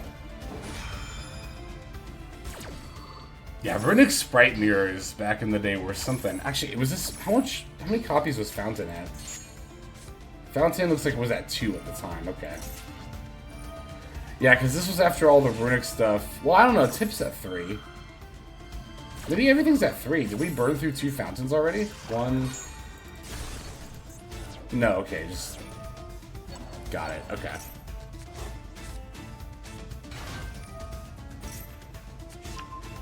Weren't there some Runic decks, even when Fountain was at 3, that still only played 2, or am I making that up? I feel like I'm making that up. Surely you would always play 3, right? Maybe there were some games where you don't need 3, though. Okay, you have the Freezing Curses. We have Starter to get our summon anyway. Although it'll be for a Sprite monster. It's not going to be for... If you want to, like, wind up getting or Puria there.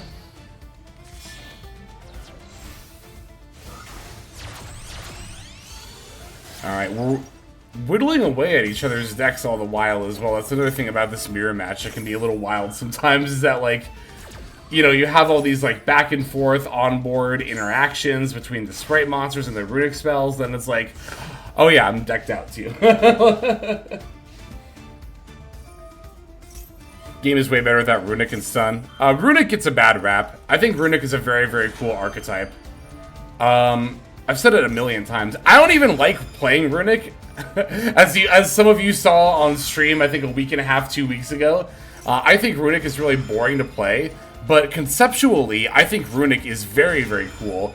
It makes a lot of really cool decks possible. Runic Bestial is really cool. Runic Chimera is really cool. Runic Sprite, especially the for higher variant, is really cool. I think Runic adds a lot, and I think it has a place in the game. And I think stun has a place too. We actually talked about this yesterday.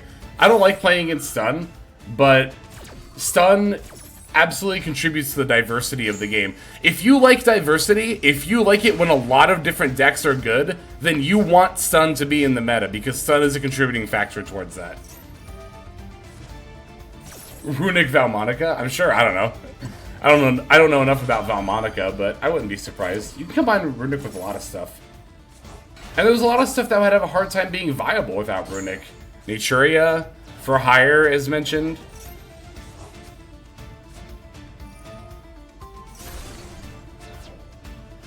Alright, so a lot of battle phases being skipped here. Passing back over to them. Moving to battle. Hey, they get a battle phase, although they don't have nearly enough damage to finish us off here. We're kind of in top deck mode, but we do have a fountain up, so we're really not that bad overall. Yeah, I was going to say, we get any runic spell. Destruction being a pretty good one here. 1, 2... They can carrot, but they can't destroy the fountain. They can only negate it. They actually still don't have lethal on board, so... all we need to do is top another runic spell, which, again, not the most difficult thing to do in the world. Do you think fountain can go back to 2? I think so, yeah. If you're not going to put fountain back to 2, which is somewhat understandable, then you can definitely start to unlimit some of the other runic cards. Like Destruction, why is that card at 1? Like, Destruction could come back to 3. Slumber could probably come back to 3. It'd be fine if you don't put Fountain. Now, again, if you put Fountain from 1 to 2, then I don't think bring back any of the other runic spells, but...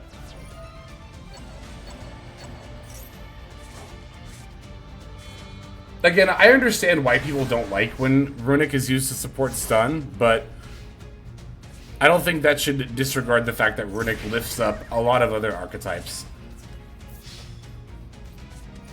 They think they have lethal here, but we have the Jerry. So that way we get to summon a body to chump block. We get to add back the other fountain. We get the fountain to draw to. And we'll get to destroy the lava golem to make sure it doesn't kill us again later.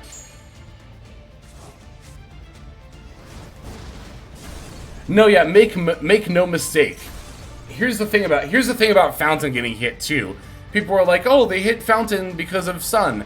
And I think that is partially true, but fountain to 1 is much like nimble beaver to 1, in my opinion. Fountain to 1 is more warranted of a hit, I will admit that. But I think both hits boil down to Konami being like, hey, you people who are sitting on this deck and not buying new packs, you need to buy new packs. So we're hitting this deck. All right, don't play it anymore. Buy new packs.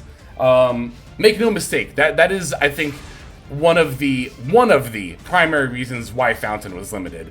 Again, I don't think it is as true as when Nimble Beaver got limited. Like, Fountain was a little more warranted, but I do think that is one of the main motivations behind Fountain getting limited, is that they were like, people were doing really well in this Duelist Cup and not buying any of the new cards to do it. We can't have that. So, but thank you very much, Akari. I almost called you Akira. Thank you, Akari, for that beer match, for that nice little blast in the past there. Yeah, I kind of miss this format, honestly. I do. I don't know. I just miss Sprite monsters not being all limited to hell. Let's be real. I miss Sprite. I miss having 3 blue and 3 jet. It was a good time to be alive. Alright. That is going to do it for that replay, and it is also going to do it for the stream. Thank you so very much, everyone, for joining us on this journey of taking Vanquish Soul all the way up to DL level max, or whatever you want to call it. We are going to be streaming on Saturday as well. Now that we're done with the first stage, I guess we're just going to do Ranked Ladder probably. So, alright. Thank you once again, everyone. And let us see who is online. Who can we raid? Who can we raid? You know what? Nifroth raided us yesterday, so I think it's only fair that we, in turn, raid Nifroth. And Nif is playing some sort of concoction here. I see Diviner, 1-for-1, Dragon Shrine, And a Witchcrafter spell. Okay. Alright.